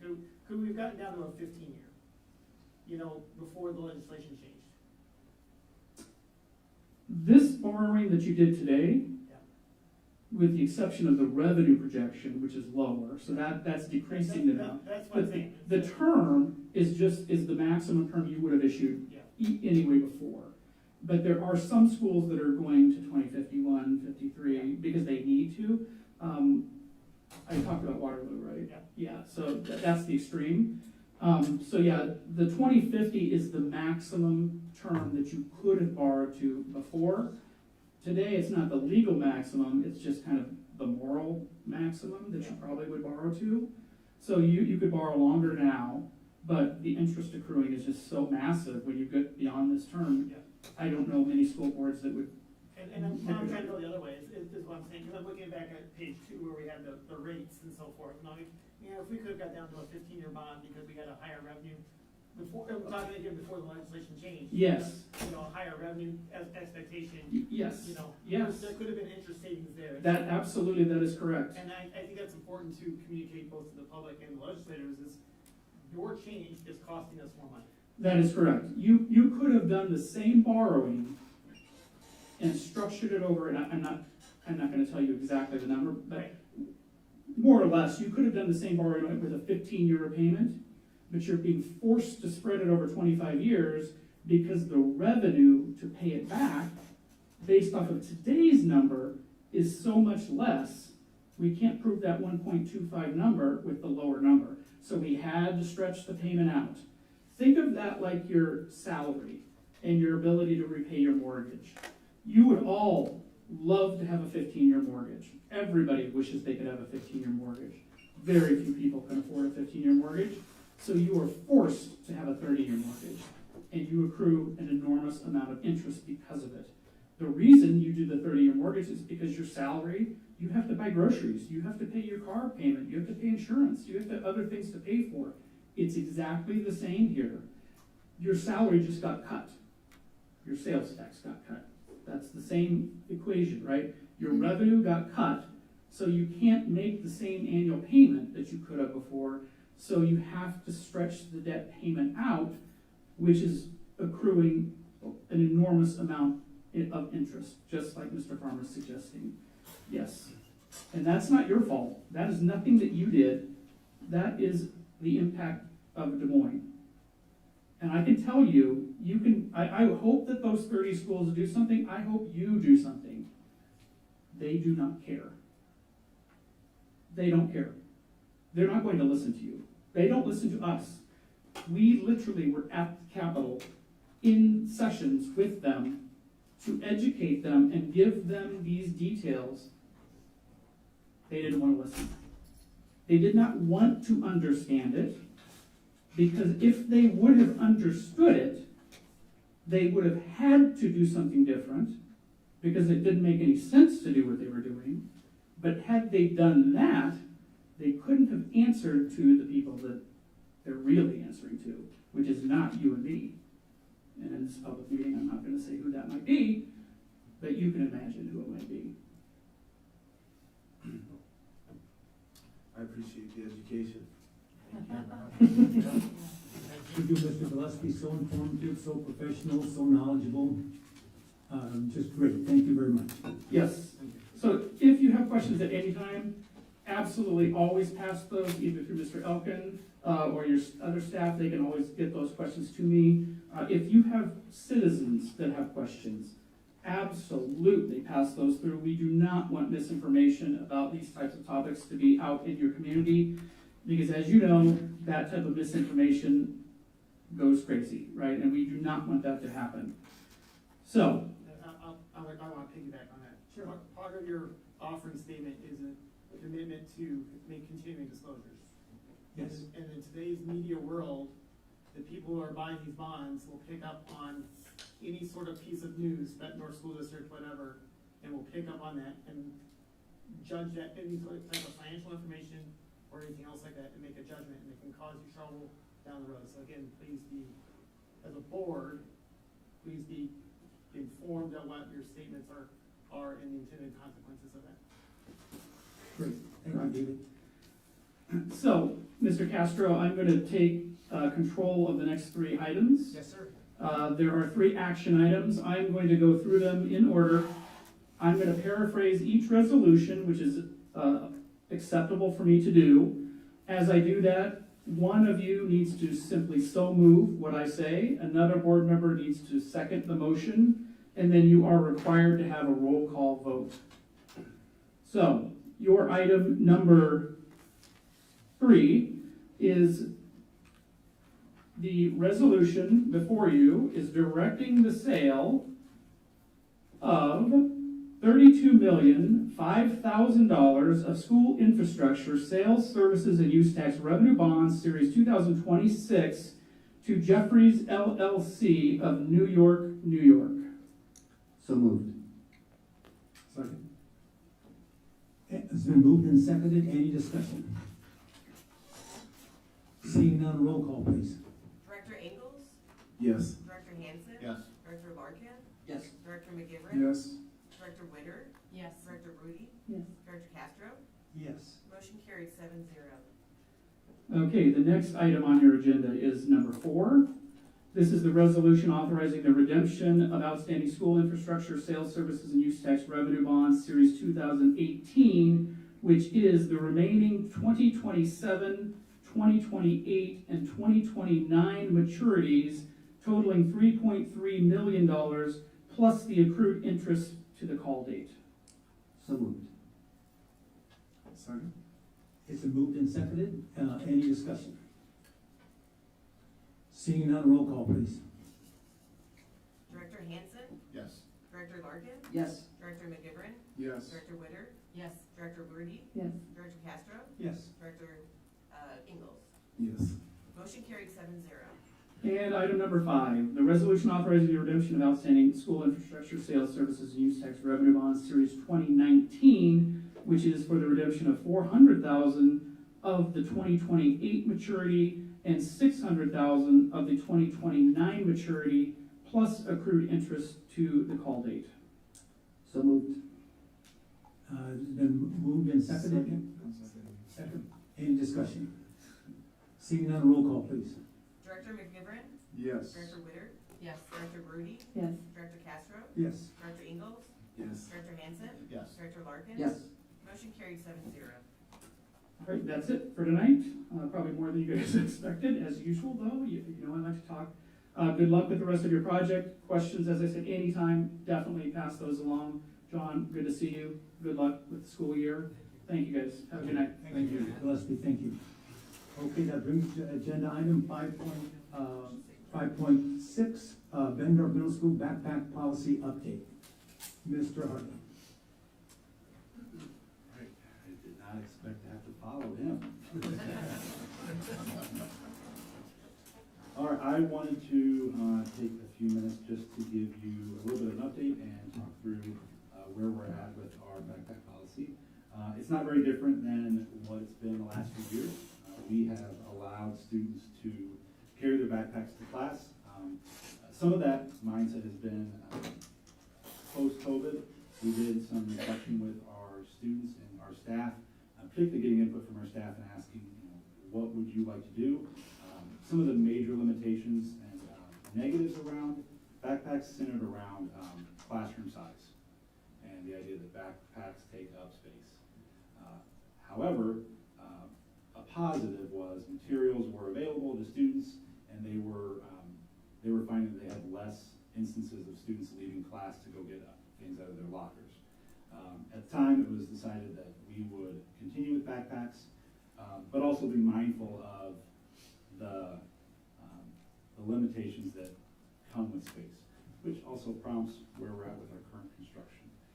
In the current reality where we're at, we have almost 1,000 students entering the building, and with construction, we do not have enough lockers this year. So we have prioritized our 6th graders and our 7th graders, being mindful that in the new addition, we put about 350 lockers in that space. We took some leftover lockers that were being purchased. We originally talked around 400, and we moved those down into the 400, 500 section, which is formerly G hallway. That allowed us to use those lockers and repurpose that for our 8th graders. With the shortage this year with construction, we focused on, we sent out a poll to our 8th grade families and said that if you wanted to make sure that you had a locker, please fill out the form, let us know that, and we'll make sure that we assign you one. Otherwise, we assume that it's something that you may or may not use on a regular basis, and then if you don't get assigned one, you can use your backpack and you'll be okay for the year. We felt like that was more important to focus on those 8th graders than our 6th and 7th graders. At 6th graders, it's new. We want to make sure they're practicing that. And 7th graders, being in a new space with those new lockers, we felt like that was important for them. What we didn't want to do also was we didn't want to push our 8th graders or 6th graders into a space that they don't normally go into. So I don't want to give a 6th grader a locker down by where all the 8th graders are, nor do I want to put an 8th grader into the 7th grade wing. So we're trying to be really intentional with that as we plan for now and for the future. As we go forward and as we go through subsequent phases of construction, I anticipate and expect we will have more conversations around locker use, just because it's going to increase. We'll have the capacity, and the intent of this long term is to make sure that we are providing class spaces that are close together. The new addition, as you will see, is all primarily 7th grade teachers. That allows a lot of the students to stay in that hallway much more than they have in previous years. So if the lockers are close, their classes are close, we have an opportunity there to use them more. So that won't happen this year, but I do think that we'll have some opportunities in the future. Are there any questions for where we're at now, where we've been? Well, I have a question. So I recognize that this year you can't do anything about that, but, so are you looking at possibly next year that you would not have them carry their backpacks? It's a possibility. I'd reserve that judgment until I see all the lockers go in and see where we're at. If you looked at the phasing, the next phase of construction is rebuilding the B hallway. That will be where we do a lot of our elective classes. Those classrooms won't have lockers in front of them because electives will be for all grades. What was F hallway, that will be geared more towards sixth grade. There will be lockers there. The addition that will be up by the front part of the building where currently our foods class is, or the entrance to the C hallway, that will also be some sixth grade classrooms. Depending on when that's built and when those lockers are installed, that will help us determine how many lockers we have available and what we're able to assign. I would like to be able to look at that, and it would be something that we would engage in, but I want to make sure that we meet all of our deadlines before we issue something. So you saying that possibly there wouldn't be enough lockers for all the kids? Well, our current reality is that right now. I mean, for this year, I get that, Yeah. yeah. But as we demo and as we move forward, our intention next year is to demo A hall. And so there's a huge bank of lockers that we're using this year for our sixth graders. I want to make sure that we're capturing all those again in the next phase of construction. And we may not get that in phase 2, it would be in phase 3. And so that phase 3 is, when do we start that, when is that completed? It may not be ready to go for the beginning of next year, and I don't want to, it's not something I could assure right now. Okay. It's hard to say that just because we haven't even finished demoing yet. Yeah, yeah, okay. And how much time do they have in between class? Right now, we are at 3 minutes. Okay. Yeah, Mr. Hardy, just a question on, obviously, school safety is a national concern about backpacks. How do you relate with that? I would agree with that. I would say that safety is paramount. It's when you look at hierarchy of needs, it's the first thing you have to have, right? Do you feel safe? There's a lot of emphasis on that. We've done a lot of work. Credit Sarah Harris for coming in and looking at, helping us form crisis response teams, looking through that. I've been really, really proud with how our building has looked at that, how we've assessed that. We've had multiple individuals that have been able to serve on those teams. I think lockers are a component of safety. I think it is important to know what they have on them in class, but also as they're coming into the building. So it is a major component of it. It's not the only component of it. How many sixth graders will have lockers? All of them. All of them will. All of them. So would it be reasonable that the sixth graders do not carry their backpacks? This year? Yes. If they all have lockers? I don't think that would be reasonable, simply because in our construction phase right now, they are going, their routes, their routines, and what they do on a daily basis will change. There's going to be times where a hallway is available, and there's going to be times, well, I'll tell you, mid-year, we're going to have some major changes in our availability of certain areas. So to teach them a routine and say that they don't have their backpack and then suddenly say, actually, you're going to need to start carrying that now. That would be difficult. We try to look at what is our, what will we be encountering over the course of the school year, and then how can we plan accordingly. It's a huge celebration that we're here right now with everything with construction. However, we have a lot to do this year, and that will cause some changes in how our students are navigating the building, and that could cause them to visit their locker less or try to go different paths at times. So I would be hesitant to say right off the gate that they don't have backpacks at all. I think it would be easier if they didn't have backpacks and then went to backpacks. If that's a safety issue and things like that, but teachers that then they're carrying all their stuff rather than vice versa for sixth graders. Do seventh graders have lockers? Do all of them have lockers? They do. And so will that be the same, issue halfway through the school year? May need to, carry backpacks because of logistics? They will have some changes. I'm hopeful that their paths around the school will be a little bit more finite because of the new addition. And then with the wayfinding that we've had from going into the building from the new addition, it's a clearer path to a lot of their locations. So that one is going to be a little bit better. So I don't see as much traffic change for them. So then maybe it'd be realistic for them to not have backpacks? Potentially, yeah. Alan, obviously, you know my stance on this.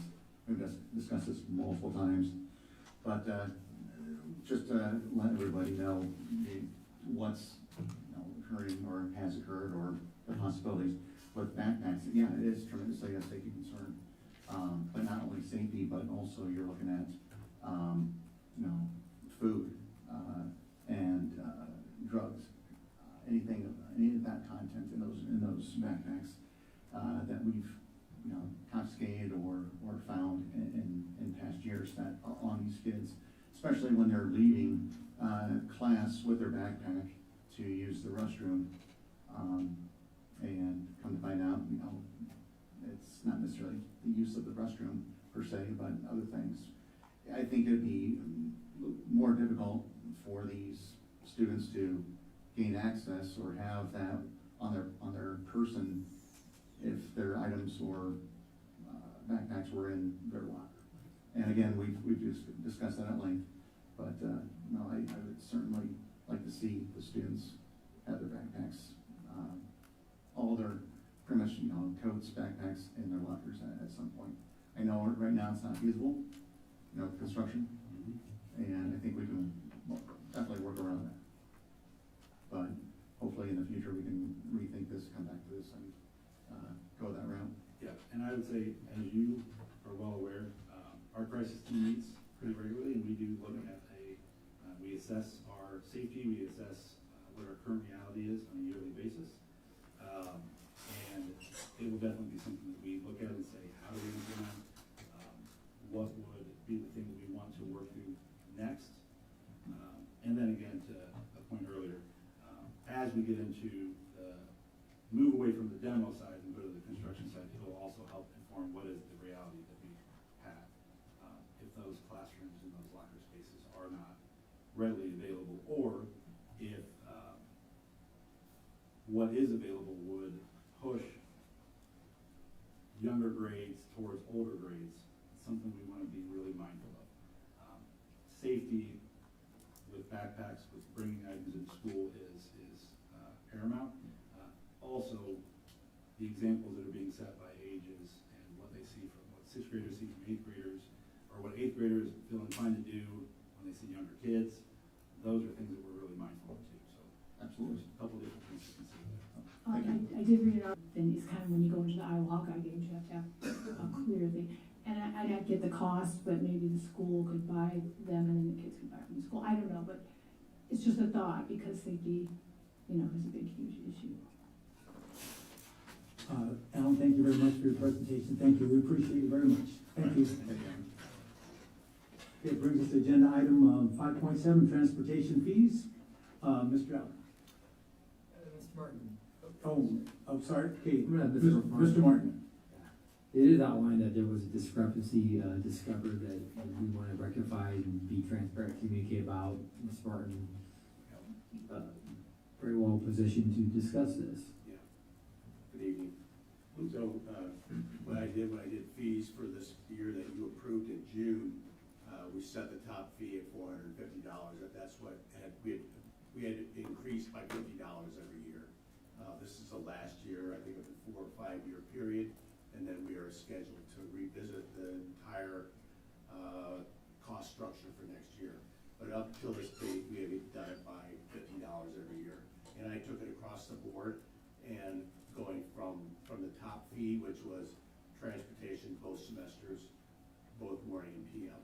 And then as I went down through each one, I kept that same level, which I should have been dividing by, because some parents, some kids only need transportation one semester, or they need it for one semester or 2 semesters in the morning. And so what that did was it unintentionally overcharged them.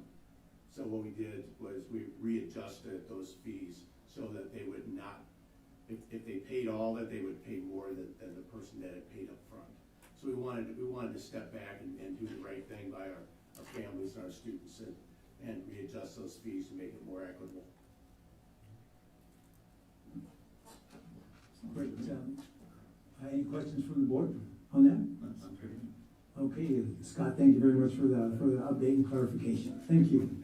Okay, brings us to agenda item 5.8, board policy 5.05, graduation requirements.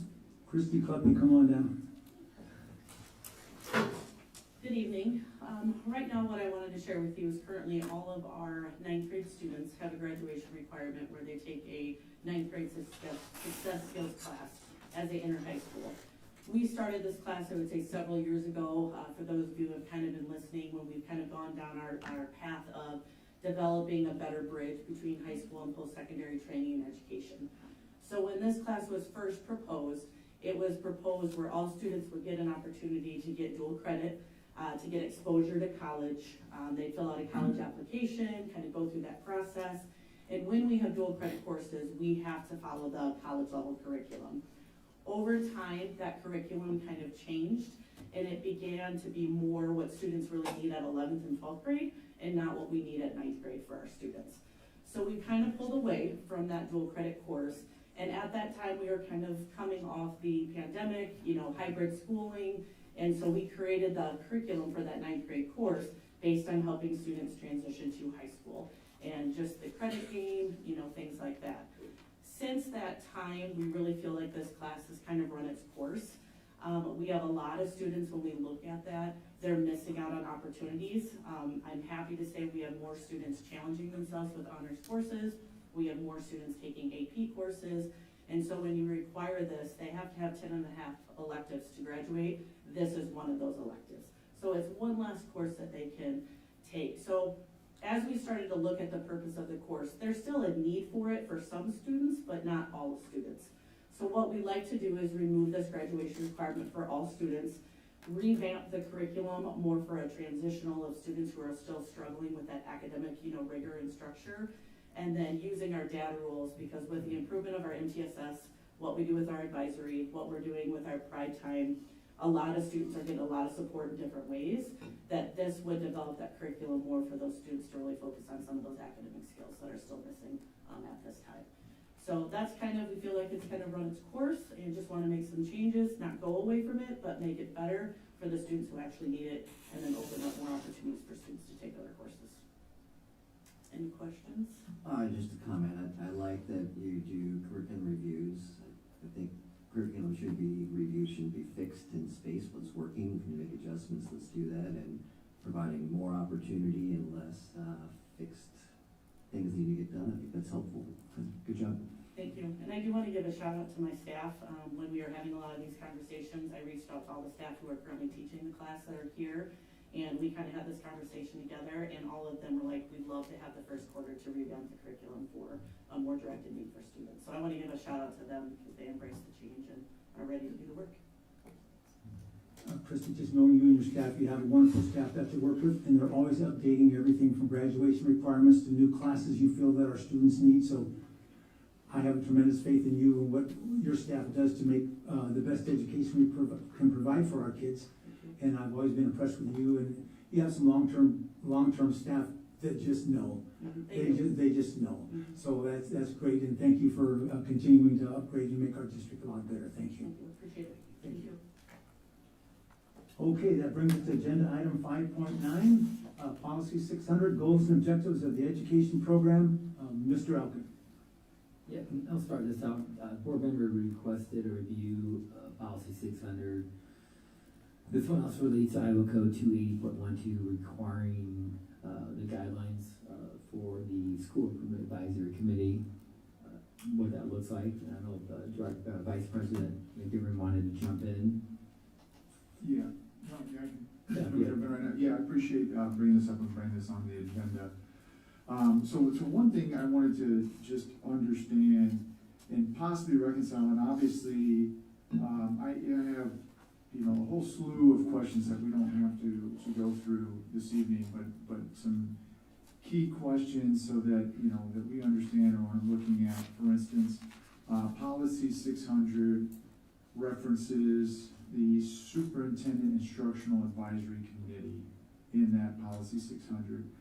But then I'm not familiar if that is a committee that we actively have, or if that is the role of what our current School Improvement Advisory Committee, SIAC, is.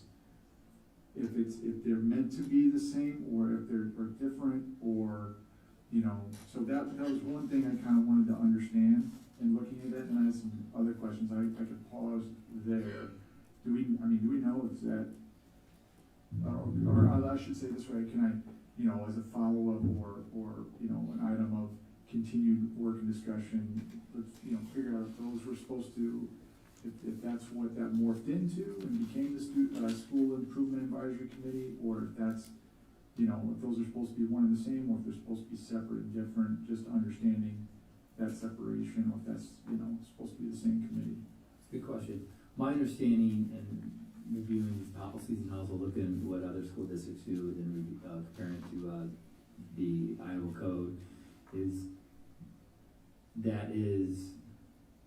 the school improvement advisory committee, and it's called something like that. Okay. Now, most districts call it like a advisory committee, or some call it school improvement advisory committee. I've seen other call the same thing, so I don't know if we're talking about semantics. Okay. But this policy relates to the Iowa Code of School Improvement Advisory Committee. Okay. So, the 4 districts I've served in have never called it that, but I believe it's the same. Okay. It's the same intention of having a stakeholders. Yeah. Committee. So the reason and I will, open this up to discussion across the board, but just as I've been looking into things and wanting to better understand, when I looked up information regarding, for instance, School Improvement Advisory Committee, it does say on our district website, you can look that up under the community. It does talk about how it is a group appointed by the board. And so I want to understand, because in my time, which is almost 3 years here, I don't recall going through an approval process for official members. I don't know if we retained a membership roster. So I'm interested to dig into that further and understand, what the specific responsibilities are. If this is related to that policy 600, there's some, things there. They have goals and objectives under SIAC as far as, what they are trying to do, understanding the work that's accomplished and, who's collecting the feedback, the inputs, and the outcomes. And then the big question is, how is it being, recommended to or communicated to the board? Because again, just thinking through whether it's this, policy 600 committee, or if this is to fulfill that role of the School Improvement Advisory Committee, how does it determine or decide what actions would then be recommended or advised to the board or to administration? And I'll stop there. I guess I look at this as an action that I'm, kind of handing over to you as far as ultimately kind of looking at, do we understand all the ins and outs on this, and is there opportunity here for, making sure we're aligned with everything, so. And I can sort of share my experience with this. Different districts do it different ways for a school advisory committee. My experience in the 3 districts I've served in is, you talk about an appointment, the board approves. There's different ways the board can do that. District I last served in is superintendent. Now, here's the kicker about SIAC. Up until several years ago, the state wasn't collecting the CASA desk audit report, which people were doing it. So when I became superintendent, I was going to do it anyway because it's part of board policy, which I follow. They actually started doing desk audits to ensure fidelity. So the way I worked through it was, the Iowa code and the board policy outlines like what it's for.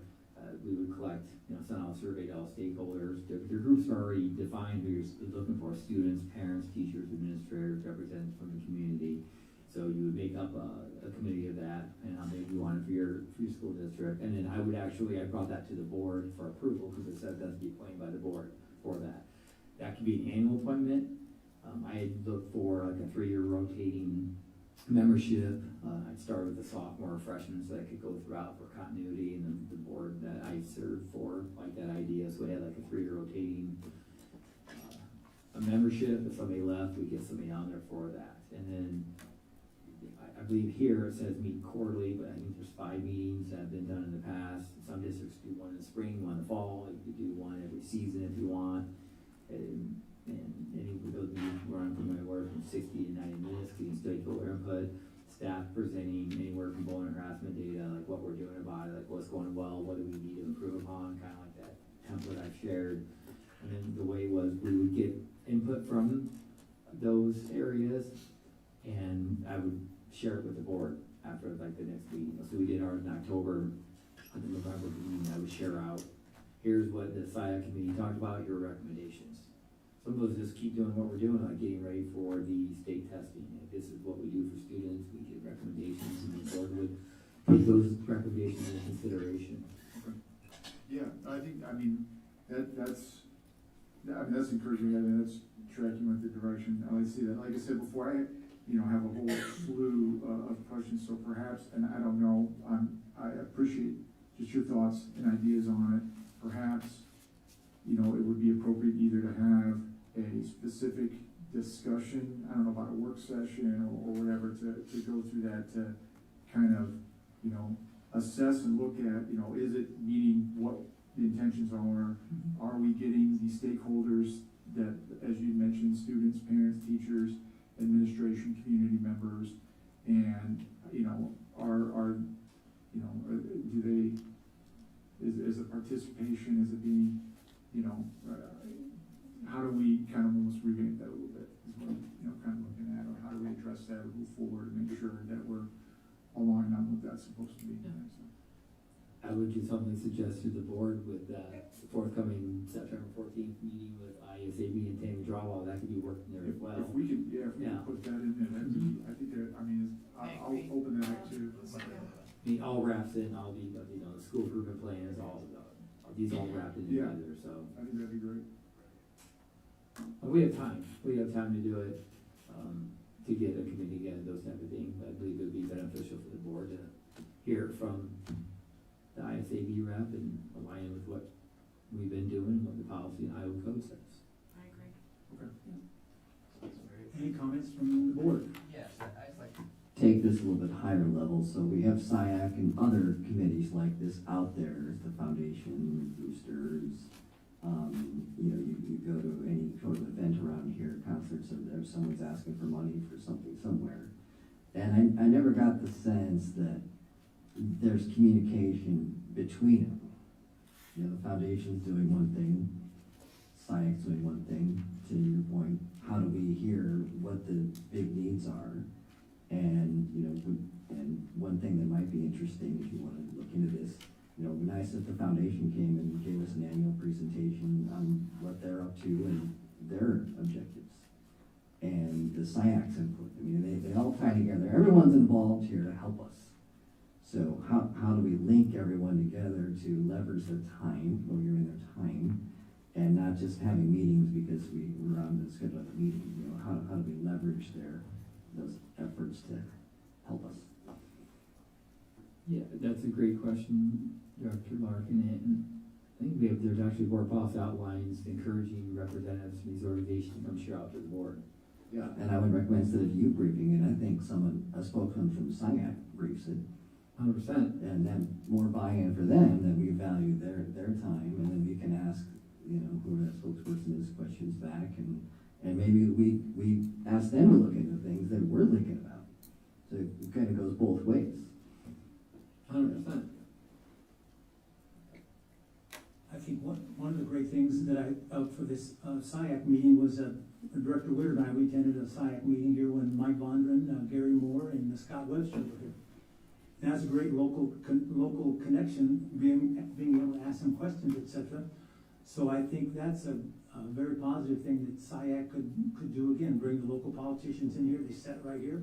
We were able to ask them questions, and the chicken with nuggets were pretty good besides. Yeah, I mean, I think that would be great if we can put that on with the ISB training discussion, kind of almost like a workshop discussion effort, because there should be a lot more dialogue and discussion for, both from the SIAC to, or any committee really, but there's committees to the board and the board that channel to the committees, especially as we identify particular needs as it pertains to students, as it pertains to maybe stakeholder information that we want to hopefully go out there and get, and those committees can help pull that information together, so I think that'd be great. I think Tammy's really good. When she came and spoke to us, she's very dynamic, and I think she will be a great way, a great resource to help us tie in and really maybe rein in all the And probably provide a lot of foundation, inputs the as to how other districts are handling things or doing stuff in that manner. Yeah, So, especially yeah, the state experience. yeah, no, I think that sounds good. Good, anything else? Board members? Thank you very much. Okay, it brings us to agenda item 5.10, Board Policy 909, School Logo Use and Protection Guidelines. First, Mr. Alka, then I don't know if Mr. Shea is going to talk about this or not, so we'll see how it goes. Oh, okay, I'm sorry. Okay, all right. So at the request of a board member, I reviewed board policy 909 regarding the use of the district's name, logo, and mascot. The policy, people can read, the policy allows the superintendent or designee to approve use by a commercial or community partners with prior written approval. So therefore, these requests can be accommodated under the existing policy when consistent with its requirements. I think the question had to do with commercial partnerships. So like while the current policy provides sufficient authority, it does offer limited guidance for commercial partnerships. I met with Ms. Miller Celeste here the last couple days, gave me back history on this.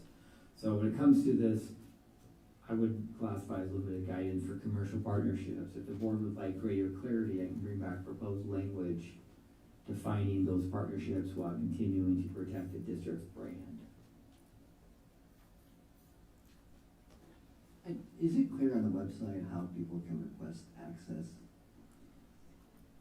I believe it could be clearer. Clear, yeah. I believe it could be improved. Yeah, that was when we got into this, you heard the history, but one thing I just never got a good handle on was the how. And we want people to, especially our feeder groups, to use it and make that very easy to ask, should be easy. So that would be my recommendation. Thank you. Anything else from board members? Okay, that brings us to agenda item 5.11, Annual Review of Board Policies. Mr. Elkin. This is me again. Just want to be sure we're being comprehensive. These are policies that are required or mandated by law to be reviewed by the board every year.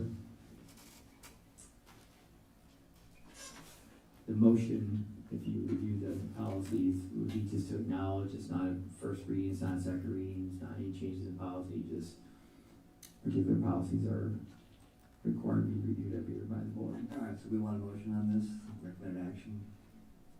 That's it, I guess, we can do discussion. Completion, I think I've written it. Yeah, that's right here. Yeah, I'll make a motion to acknowledge completion of the annual review of designated board policies as recommended by the IASB and required by annual compliance standards. Second. Moved and seconded. Any discussion? Seeing none, roll call, please. Director McGivern? Yes. Director Witter? Yes. Director Brody? Yes. Director Castro? Yes. Director Ingles? Yes. Director Hanson? Yes. Director Largent? Yes. Motion carried 7-0. Okay, that brings agenda item 5.12, second and final reading of board policies of human resources. All right, Is there a motion? I'll make a motion to approve as presented. Is there a second? Second. Moved and seconded. Any discussion? Seeing none, roll call, please. Director Witter? Yes. Director Purdy? Yes. Director Castro? Yes. Director Ingles? Yes. Director Hansen? Yes. Director Larkin? Yes. Director McGivern? Yes. Motion carried 7-0. Brings us to agenda item 5.13, second and final reading of board policy updates from the 2026 Iowa legislative session. Is there a motion? This is where, this is where I believe we should have a discussion. I had asked Mr. Shea to be here. Trying to help. No, correct. Mr. Shea, one we talked about last time, and I asked Mr. Shea to be here, was to discuss more about the student activity program in regards to eighth grade eligibility and what that looks like. We talked about developing guidelines, board's role, either approve or not approve, to allow eighth graders to participate at the high school level. Within the guidelines to be developed by administration. In this case, there's collaboration between high school principal, middle school principal, and both ADs. So, Mr. Shea. Yeah, so, good evening. House File 2591, there's been a lot of collaboration between Mr. Hartley, Mr. Myers, Mrs. Kleppe, myself. This discussion has happened at the MAC AD's meeting probably since before Christmas. So this has been something that the 10 schools in the MAC have talked in detail about. And I believe that what we have presented to the board falls in line with the majority of the schools in the MAC conference. There's a recommended approach. I think there needs to be a clear understanding of the intent and maintaining the standard of Bettendorf athletics. Over the past 4 years, our athletic programs have experienced one of the most successful stretches since the mid-2000s. We believe a major contributor to that success is the strength of our middle school athletic programs, which play a critical role in developing student athletes, building participation, and preparing students for high school competition. So I believe there's a delicate balance, right, between eighth graders being able to play high school athletics and player development. And what's that look like? And so the criteria that we presented to you is eighth graders can only participate in varsity level athletics only. And the participation is not automatic.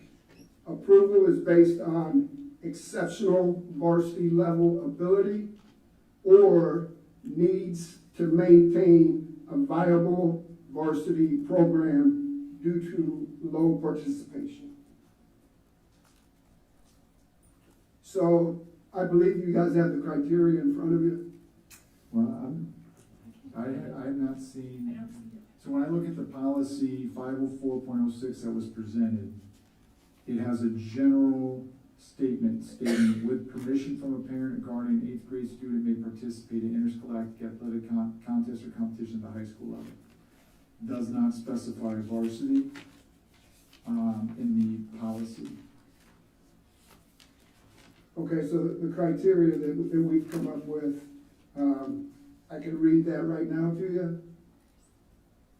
Is that what you'd like me to do? May I add some clarity to this real fast, because we talked about this yesterday. Can I jump in? Sure. Yep. So we had talked about this, and obviously I have the emails. It was, so eighth graders could participate in varsity level sport, Mr. Shea, and it was also echoed by Mr. Myers. The eighth grader, like, varsity was like a preferential, here you are, but as it was stated in the emails, if there was, I forgot how you phrase it, low roster needs at the ninth grade or JV level, that would be also a consideration. Is that correct? You're shaking your head Correct. now. So essentially the red flags went off because of girls basketball, right? So that happened about a year ago. Numbers in girls basketball across the state of Iowa and across the country are low.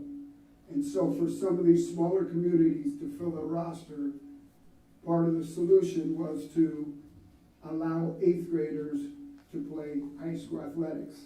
In our opinion at Bettendorf, we do not necessarily have those issues with low participation in our high school sports programs. And we also do not want to take away opportunities for 9th, 10th, and 11th graders, because we are now allowing 8th graders that are now going to take away from those opportunities.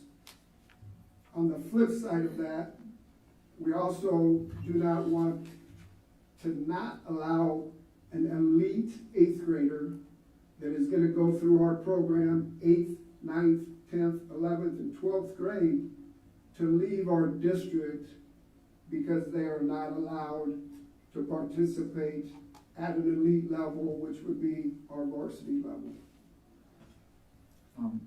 So I'm gonna just add this for consideration and discussion on this topic. So, I'll try to organize all my thoughts here, but I've been paying close attention to how most districts in similar size to Bettendorf across the state have been handling this and the policies that they've put into place for this particular legislative change. Understanding that the legislation does say 8th graders can participate in high school sports, it doesn't specify varsity.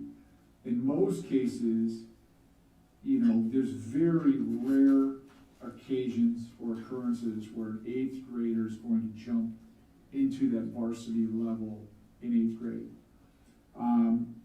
The challenge, obviously, and I have no doubt that, you know, there's a lot of discussion and looking into all this is taking place.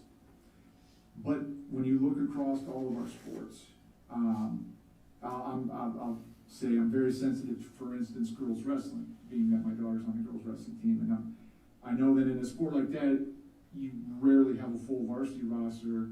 In fact, you have JV and varsity. There's no freshman, there's no sophomore. It's either JV or varsity just because of the numbers. And that may be a bad example because that's a newer sport. But, you know, when you look at, to be honest with you, any sport, if they're struggling with a freshman roster or a sophomore roster or a JV roster or a varsity roster, it makes a lot of sense for an 8th grader who is exceptional. You know, obviously I believe it starts with the head coach in assessing, obviously not the athlete themselves or the parents. But if the head coach assesses, hey, this 8th grader is exceptional, it would really help them to get experience at the high school level, maybe not all the way to varsity, but getting, whether it's freshman, sophomore, JV competition under their belt.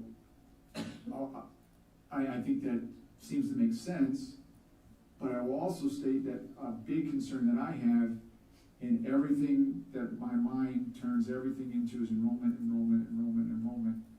And when we have competing districts, potentially neighborhood districts, that may allow 8th graders to participate in that next level, freshman, sophomore, JV, varsity, therefore they're on, that's a potential losing athletes and families as well.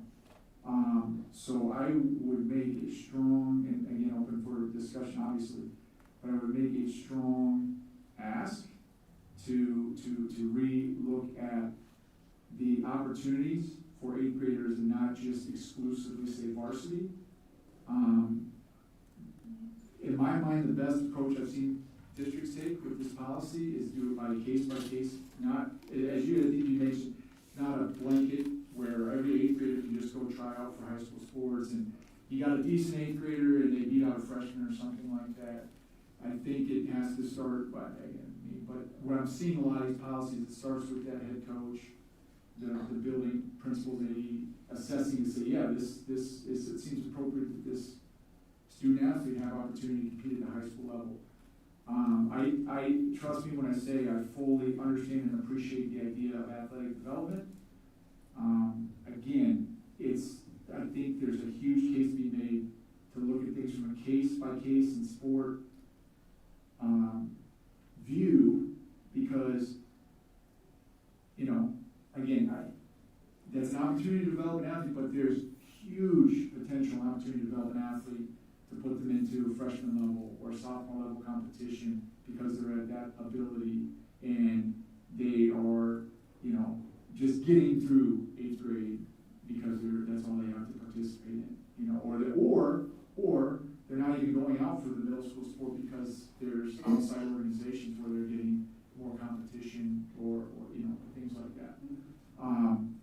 So that's, and I'll open this up for you, that's my major concern with the direction we're going, and with that criteria. So just, like I said, we've been talking about this as ADs for probably 6 months. And so that's come up multiple times.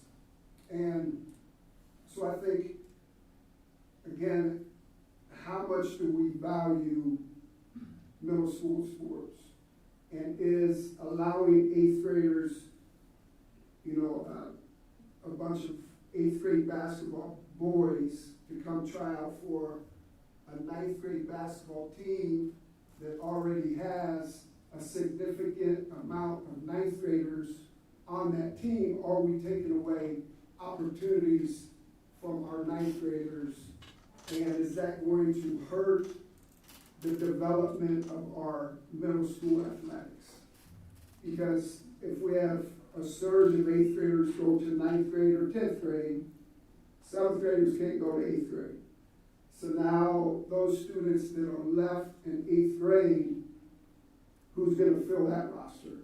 And now does that become a youth sports where they leave middle school athletics and now they're just playing youth sports?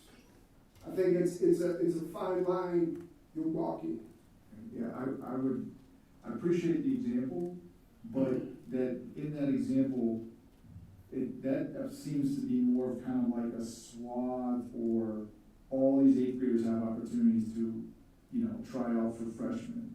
I would be personally opposed to that approach versus, again, when you're talking a case by case, it looks directly at where is this athlete at, and I would encourage or as a part of that process, a very strict process, that there is consideration given to the roster numbers of freshmen, sophomore, and JV. Because if you're in a situation where you use basketball, I know basketball is highly competitive. I would argue, I think girls volleyball is pretty competitive too, where they actually have to make cuts at the freshman level, especially at the sophomore level, okay? But those are 2 volleyball and basketball sports now that fall into those examples. So if a part of that strict process gives consideration to current rosters, freshman, sophomore, JV, varsity, versus a slew of other sports where it's like, we can't even put a freshman team together, we can't even put a sophomore team together. But there's, a whole bunch of 7th and 8th graders that are interested. So I don't want to, again, my biggest concern is the competitive districts throughout the state and how are they handling that policy.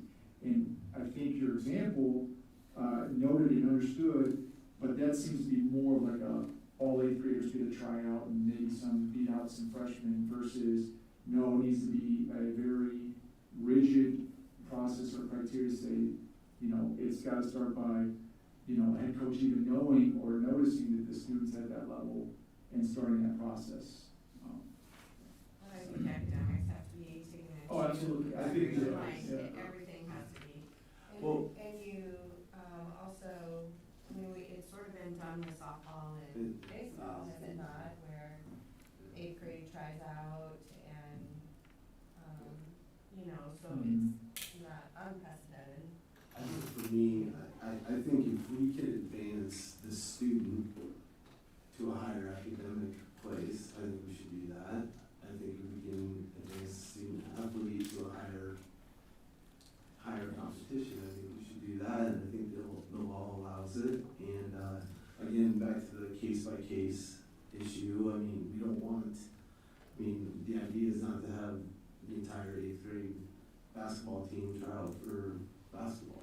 I think 9th grade. the discussion that you all are having and the what ifs that you all are having is what the MAC ADs have really wrestled with for 6 months. And Zach has done a good job.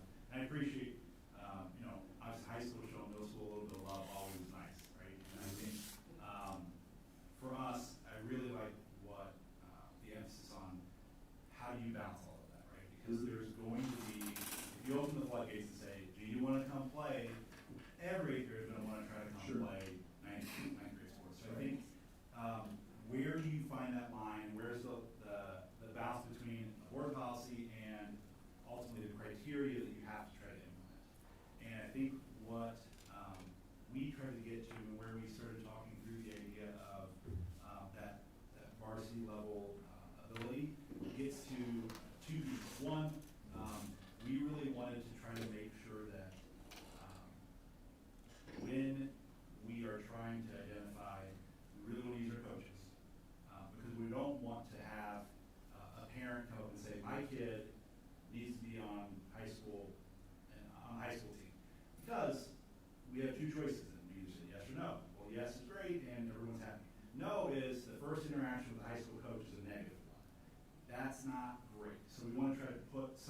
clear criteria, how do we identify those kids? Second, is how do we make sure that when we are looking at that, we're, one, filling the rosters as they come in, but also, and making sure that those individuals are finding the appropriate level of competition, but also balancing that with, at what point do you tip over and you've made the competition at the 8th grade level not worth doing anymore. Because if you bring too many over to try to supplement different levels, you get to the point where the overall competition will go down. On top of, we want to try to balance the social, I mean, everything, we talked about extracurriculars, why do we do it? You know, we obviously want to have competitive teams, but we do that, at least I'll say for myself, my favorite part of football was the friends I made, the lifelong relationships. And those are valuable with people that are older than you, that are younger than you, but those same age peers that you get to travel with and grow with. That's important too, so we have to balance athletic ability with that social emotional side as well. And it's not easy, and it's gonna be difficult as we go, but I think the MAC ADs have done a good job, and I think Mr. Myers and the entire high school team have done a great job too. So Director McGivern, real quick, and I think this is a point of emphasis, is it's new to everybody. So Superintendent Elkin used this word the other day, it's like a slow walk. It's gonna be a fluid situation. So the thinking is, we're gonna start slow and evaluate it as maybe the year goes on or after the first season. You know, this isn't an end-all be-all. It's just a starting point of criteria where we can begin to still allow 8th graders to participate, but we do have some criteria to do so. My biggest issue is with the varsity side of that if we want to slow walk it, we are probably talking about 0 to maybe 1 student that would qualify for something like that. My problem with that, and thank you guys for taking the time and all your efforts on this, but the problem I'm having is if the top student, the top athlete in an 8th grade class goes up to basketball, whatever it may be, okay, all that does is present more opportunities for the kids that are on an 8th grade basketball team, as an example.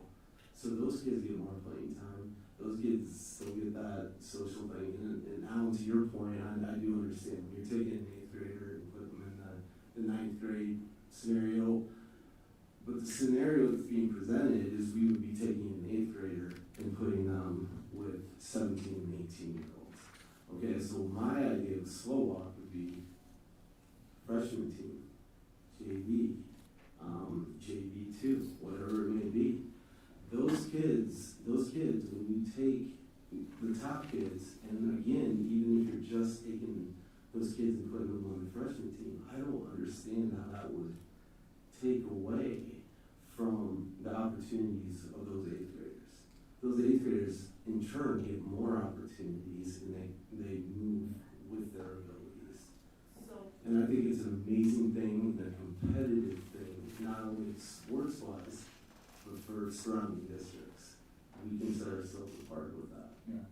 So, Alan shared a few things that I was gonna share already, but one of the main things that came up, I respect kind of what you said about trying to advance the academics, right? Like, if they're advanced 8th grade, they should be coming up.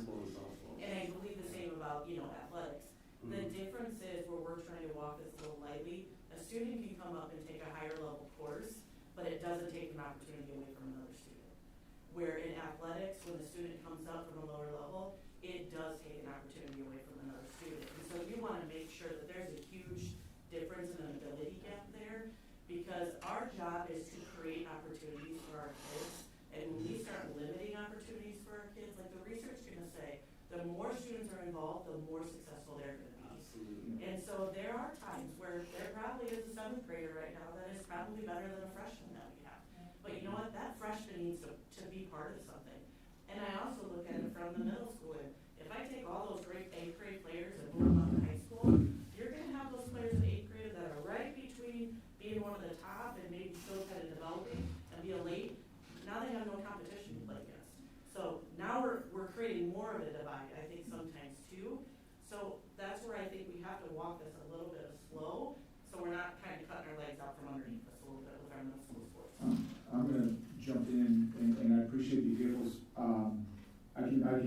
share some of my own experience, and I really feel like some of those examples are less in a situation where there's where you're taking competitive kids away from a sport, or you're pushing kids out. I would argue, or would challenge that part of that criteria of when we make an exception on a case by case is what are the current rosters look like. If I'm cutting kids and freshmen, then I could say, listen, I'm sorry, but you might have a stud 8th grader, but I'm cutting freshmen, so the head coach can jump in and say, listen, it's not gonna work for this particular sport in a situation. What I'm getting at is that could be a consideration. I know there's plenty of sports where it's not gonna affect anything either way. When I said personal experience, I don't know what the law was back when I was in high school. My dad made me walk from 8th grade over to high school to go practice with the high schoolers, in 8th grade. I hated it. I didn't want to go do that. I was bitching about it the whole way. I know it made me better in high school, for sure. It gave me exposure to, tougher competition. I was still doing the junior high. I know that's not necessarily apples to apples here. But my concern for our district is because we do have, as we talked about earlier, a lot of pride in our district. I've heard a lot of people say that Bettendorf needs to be willing to lead and step forward and, make a statement. I fear and feel like we are putting ourselves at a competitive disadvantage if we don't slow walk it with consideration to high school sports, create a very rigid process, if you will, and part of that should be current rosters, because there should be consideration to, are kids already getting cut, now you're bumping out some more kids, for that. But certainly, if you have a sport where, hey, I used to have 2 freshman team, I have 1 freshman team now, and I can barely fill that team. Or I'm in a sport where there's not a freshman soccer team, it's JV varsity, and they can't even, I'll use wrestling, they can't even get all the matches for everybody, and they can't even fill all the slots. There's huge opportunity for some of those 8th graders to step up in those situations and be a part of those sports and opportunities. I think to your point, when we talked, one of the last criteria there is where we talked about maintaining a viable varsity program due to low participation. That participation goes down multiple levels too. If you're pulling from JV to go to varsity, you're pulling from freshman to go to JV, then go to varsity. You are hurting your varsity program is not viable fully then, or you're cutting your own lower levels at that point. Yeah, in the criteria that was given, it says exceptional varsity level ability or the need to maintain a viable, in this case, it says varsity program due to low participation. Does that include also all classes, your freshman, sophomore, JV, varsity? Because I know the volleyball has cut sophomores and brought up freshmen. Yeah, so, they do. I mean, that happens. That happens all the time. Yeah. Or, freshmen will come and knock out somebody from varsity board. That's a great point. Where volleyball is a good example. So, there's sophomores that get bumped for maybe 2 or 3 freshmen that get brought up to the sophomore team because they're at that level. Even though they have the numbers. Yeah, this thing happens all the time in sport. I understand the thought. I'm gonna be, my concerns are such that if we're just talking varsity and we're not giving consideration to opportunities just to come up to the high school level, again, I think we can be as stringent as we want to be in regards to a process. I'm not in favor of some full swath or bunches of kids that we open the doors, so all of a sudden 8th graders can just go and equally compete against freshmen or anything of that nature. But I see a kid like this kid stands out and they have opportunity. We have to have a pathway to allow them to compete at the high school level. Otherwise, we're short-sighting ourselves, and we are taking away a competitive advantage that Bettendorf could have. And if I understand there's probably discussion across the MAC, I think a lot's changed in the last 6 months as more and more districts, big districts, Linmar, Iowa City, Western Dubuque. I was just looking at Western Dubuque. They were one of the first ones that came out where they have a case-by-case policy to address each student. We're putting ourselves behind at a competitive level in my mind, such that I'm just going to be.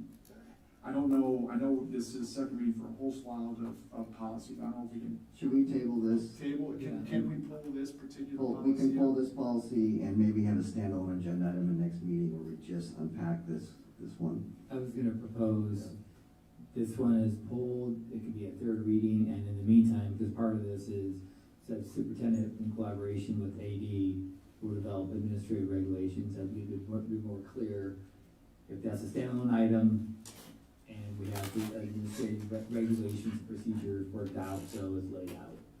But I know the bigger districts are, many are slow walking this. Some are waiting to see what other people are doing, but that's my proposal is, pull this out, when that motion is made, we'll bring it back with additional regulations. Yeah, so, then I would move that we amend this motion to remove 504.06. Second, all right, that's. Well, and then continue with the second read, as presented. Yeah, I'll second that. It's been moved and seconded. Any discussion?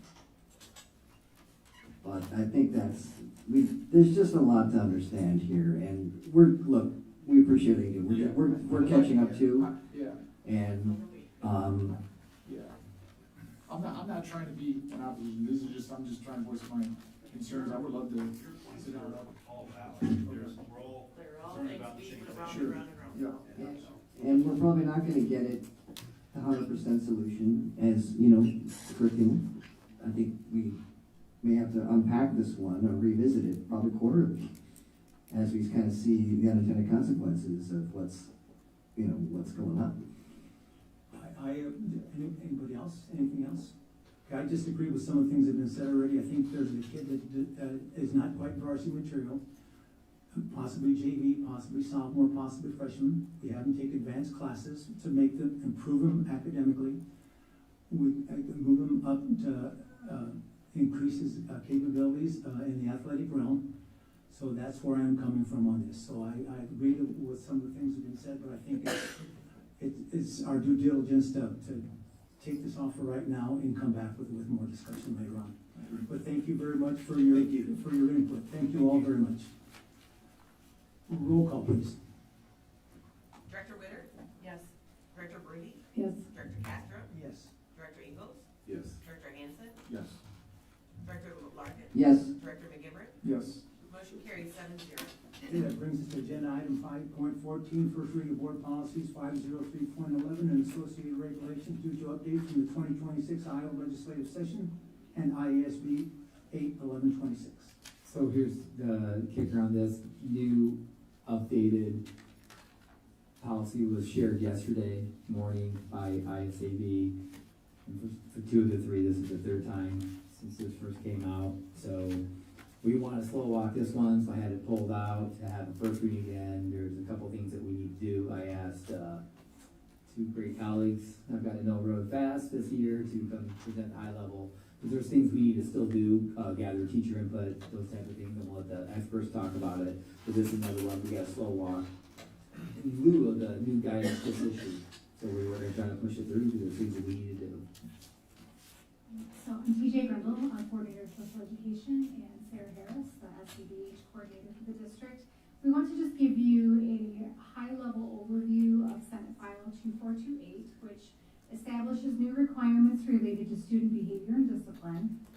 So there are 5 key concepts with this new legislation.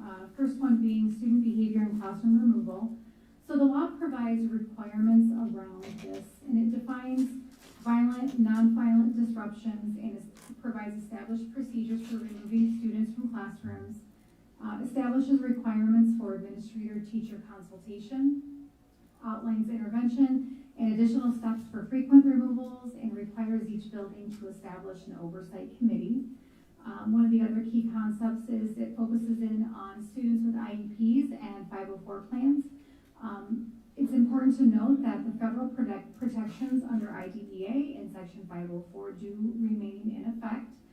The Senate file does not override students' disability rights. This is in addition to. So, for example, when a student with an IEP is removed from class, this legislation requires us to hold an IEP team meeting right away to discuss student programming, accommodations, modifications, supports, and services. Another key concept is staff knowledge and implementation. So it's requiring that we have all staff members that are responsible for implementing a plan sign off that they have read the plan. That includes teachers and paras and any staff that works with that child in that plan. Another key component is the paraeducator participation requirement. So IDEA says that we have a set group of people that are required members of the team. This legislation adds that we are now adding paraeducators to that, so they have a voice and a seat at the table. And it also outlines training requirements. So all members of the IEP team must receive training around least restrictive environment, or LRE, and this training needs to be training that is provided by the Department of Education. And so we have training materials that we have to use with staff. And also that we need to provide training around FAPE, which is free and appropriate public education, child find, IEP services, and teacher responsibilities. What I would like to say is that as a district, we are already in a really good place. We have processes in place that align with the Senate file. We're currently making our procedures, handbooks, administrator protocols, and building level oversight review committees, making sure that all of this aligns with the legislation. And part of that alignment is ensuring that we're following the process for creating policies, which it requires us to create these policies in collaboration. So we're taking the new guidance that the state has given us, and we'd like to sit down and we'd like to sit around the table and collaborate and look at these policies and make sure that we are aligning what we have in place with what the legislation is requiring, and making sure that we have everything in our district that is aligned with that legislation as well. So we'd love to answer any questions you have. I don't know if you'd like to add anything. The only thing that I'd like to add is that besides being in a really strong place with a lot of the work we've done over the last 4 years around discipline, behavior matrix, all the decision making, what's really great is getting the extra stakeholder voice is what we're doing. At every building, teams will vote on teachers to be a part of our committees, so we're really gathering teacher voice, classroom voice, which is imperative to our discipline process. We've always honored that and wanted that to be a part of it with our leadership teams and representation, but we'll take the opportunity to look at this, review, and have some of those feedback and pieces in place. I just have a few questions on that. The oversight committee, is that something where, obviously that's above and beyond, right? Are we gonna do would you see a stipend for something like that? Or maybe I'm getting too far in the weeds. I think we're not quite at that point yet. Okay. I think we are at the beginning stages of looking at establishing these oversight committees. Right now, Sure. I think it's just I don't know how often they would even actually have to meet during the school day.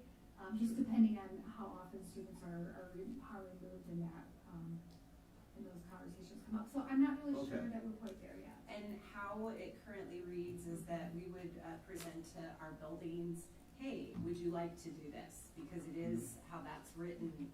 Do you want to come forward? Because districts do have teams in place to make those decisions that already have stipends or pieces in place at each building to do behavior, PBIS teams, BLT, depends on what you call them.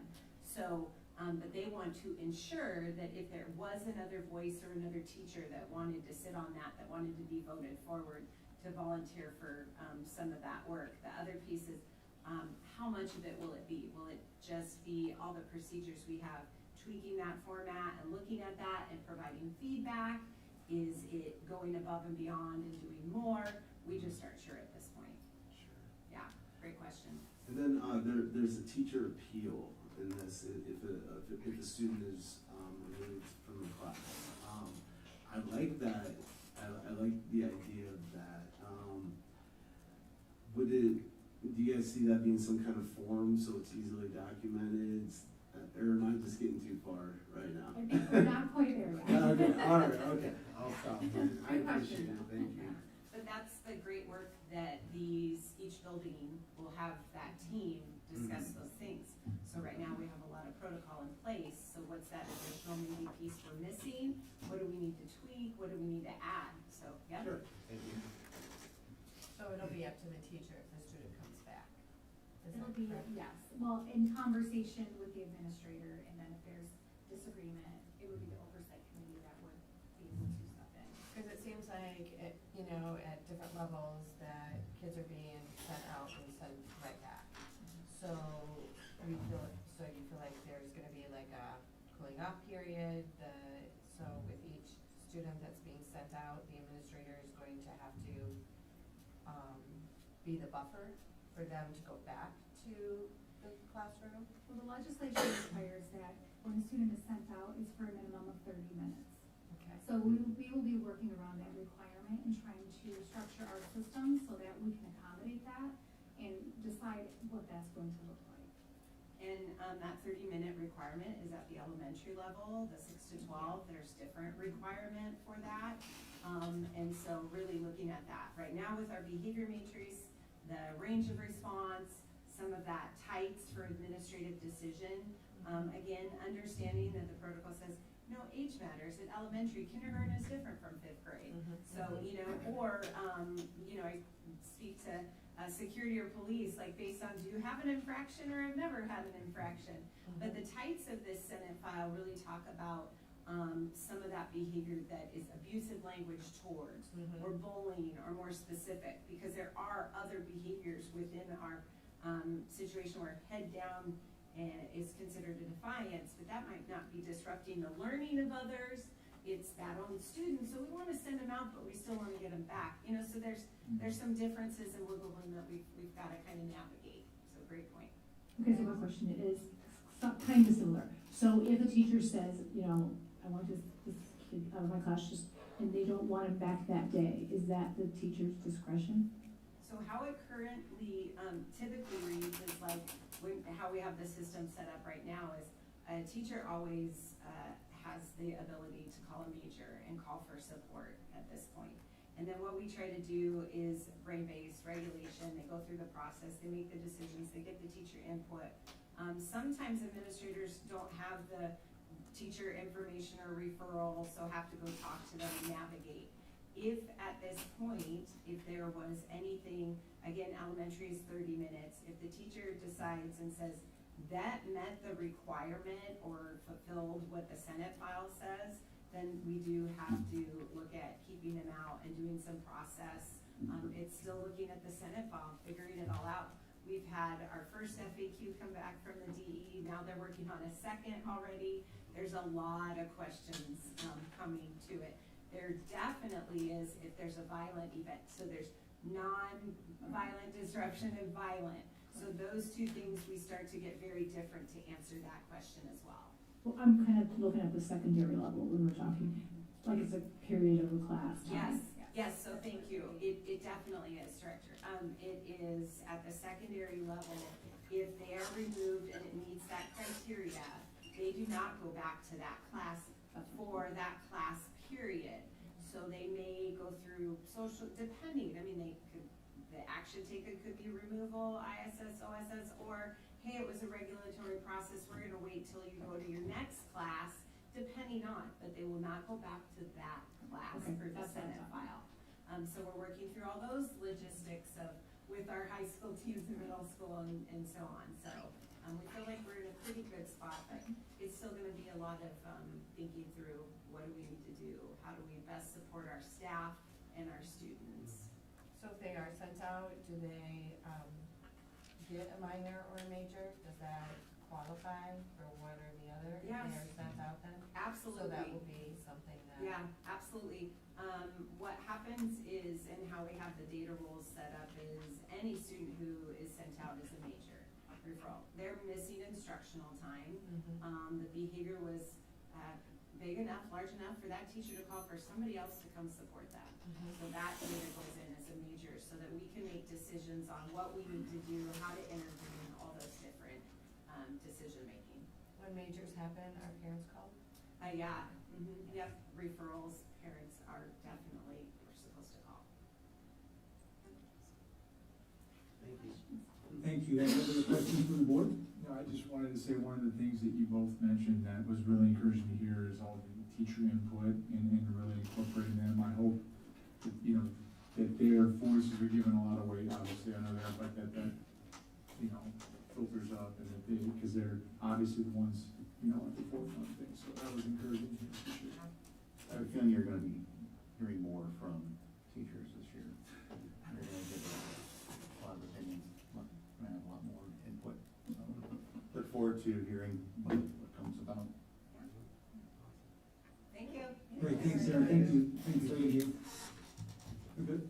Okay, brings to agenda item number 6, communication, board chair communication and board reflection. I think we'll start off with Director Hanson and move our way around clockwise. All right, well, good evening, everyone. I know it's a late night. I'll try to make this brief, but I just want to say, for those out there, thank you all for the continuous support for the board. It's been challenging, but obviously we want you all to know that this is for the better of our district and to move on. Again, I'd like to welcome interim superintendent John Elkin. And I've had a pleasure of speaking with you, and we've had good communication and a good meeting in that. So look forward to more of those in the future. And also, I know it's a pretty short time frame, but those teachers, support staff, and everyone else, try to enjoy your last week and a half of freedom.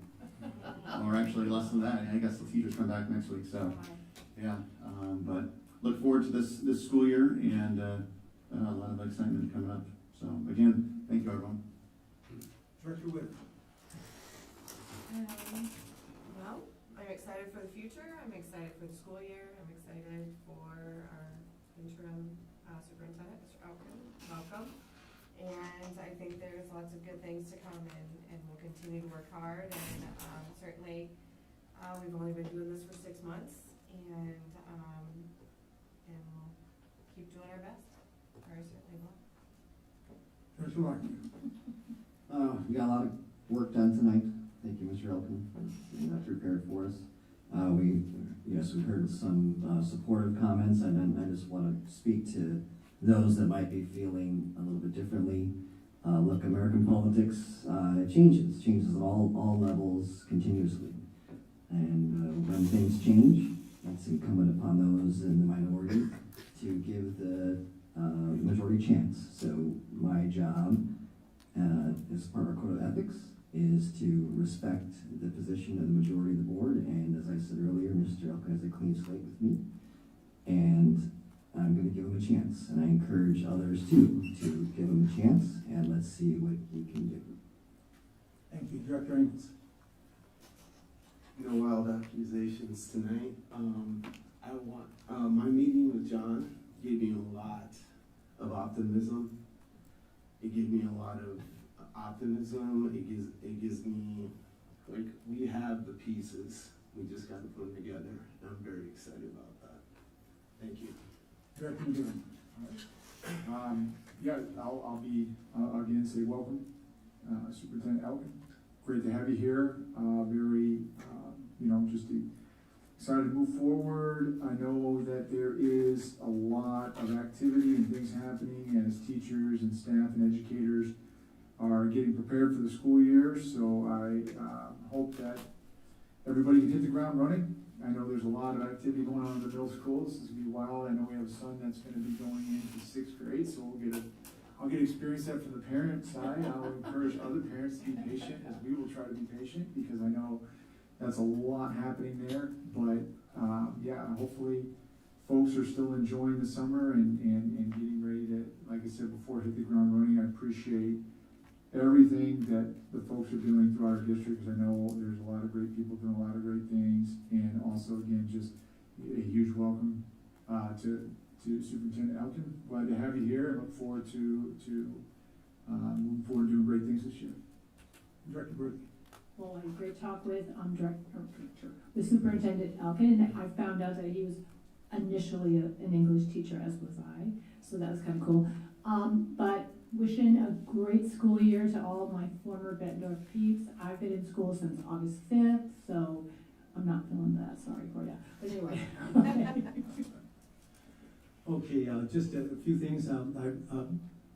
I tried to play in the wrestling golf outing last Saturday. I took my hacks. We didn't cheat enough to win, but we did have fun. So it's a great fundraiser. I think they gave away 4 scholarships last year, so that was great. The football golf outing was held the previous Saturday, and they had a great turnout. And again, that goes for scholarships to kids who are going on to compete athletically at different colleges. So those are both great events. They just do a great job, and just the parent involvement, the parental involvement is just great in those things as well. In the wrestling one, I saw so many young faces I hadn't. They probably weren't born when I retired, but there are a lot of young faces, and I think it looks forward and it looks good for our Bettendorf wrestling, our parent involvement, as well as for the football involvement. So, and last thing, with all the construction that's going to be going on at middle school and the safety issues that might be popping up now and then, I encourage the parents, anybody watching, if you can carpool, if you can pick up a couple of 2 or 3 other little kiddos or whatever to get them to school and kind of cut down some of that congestion, increase our safety quite a bit. If we could knock it down by 25 to 30% of the vehicles that enter middle school, that would be great. So if you can, pick up somebody on your block or around the corner, down the street a couple blocks, that would just make it a lot better for the situation that we have going right now in middle school. And again, welcome to Interim Superintendent Mr. Elkin. I've known you for quite a while, and I have no respect for you and the job and the expectations that you have, not only for yourself, but what you want to do for the district as well. So thank you. Okay, that brings us to agenda item number 7, future events and informational items. 7.1, upcoming calendar events. You can see them there. Okay, that brings us to agenda item number 8, closed session. Is there a motion to go into closed session? I will move that we hold a closed session as provided in chapter 21.5(1)(I) of the Open Meetings Law to evaluate the professional competency of an individual whose hiring is being considered to prevent needless and irreparable injury to that individual's reputation, as that individual has requested a closed session. Is there a second? Second. Roll call, please.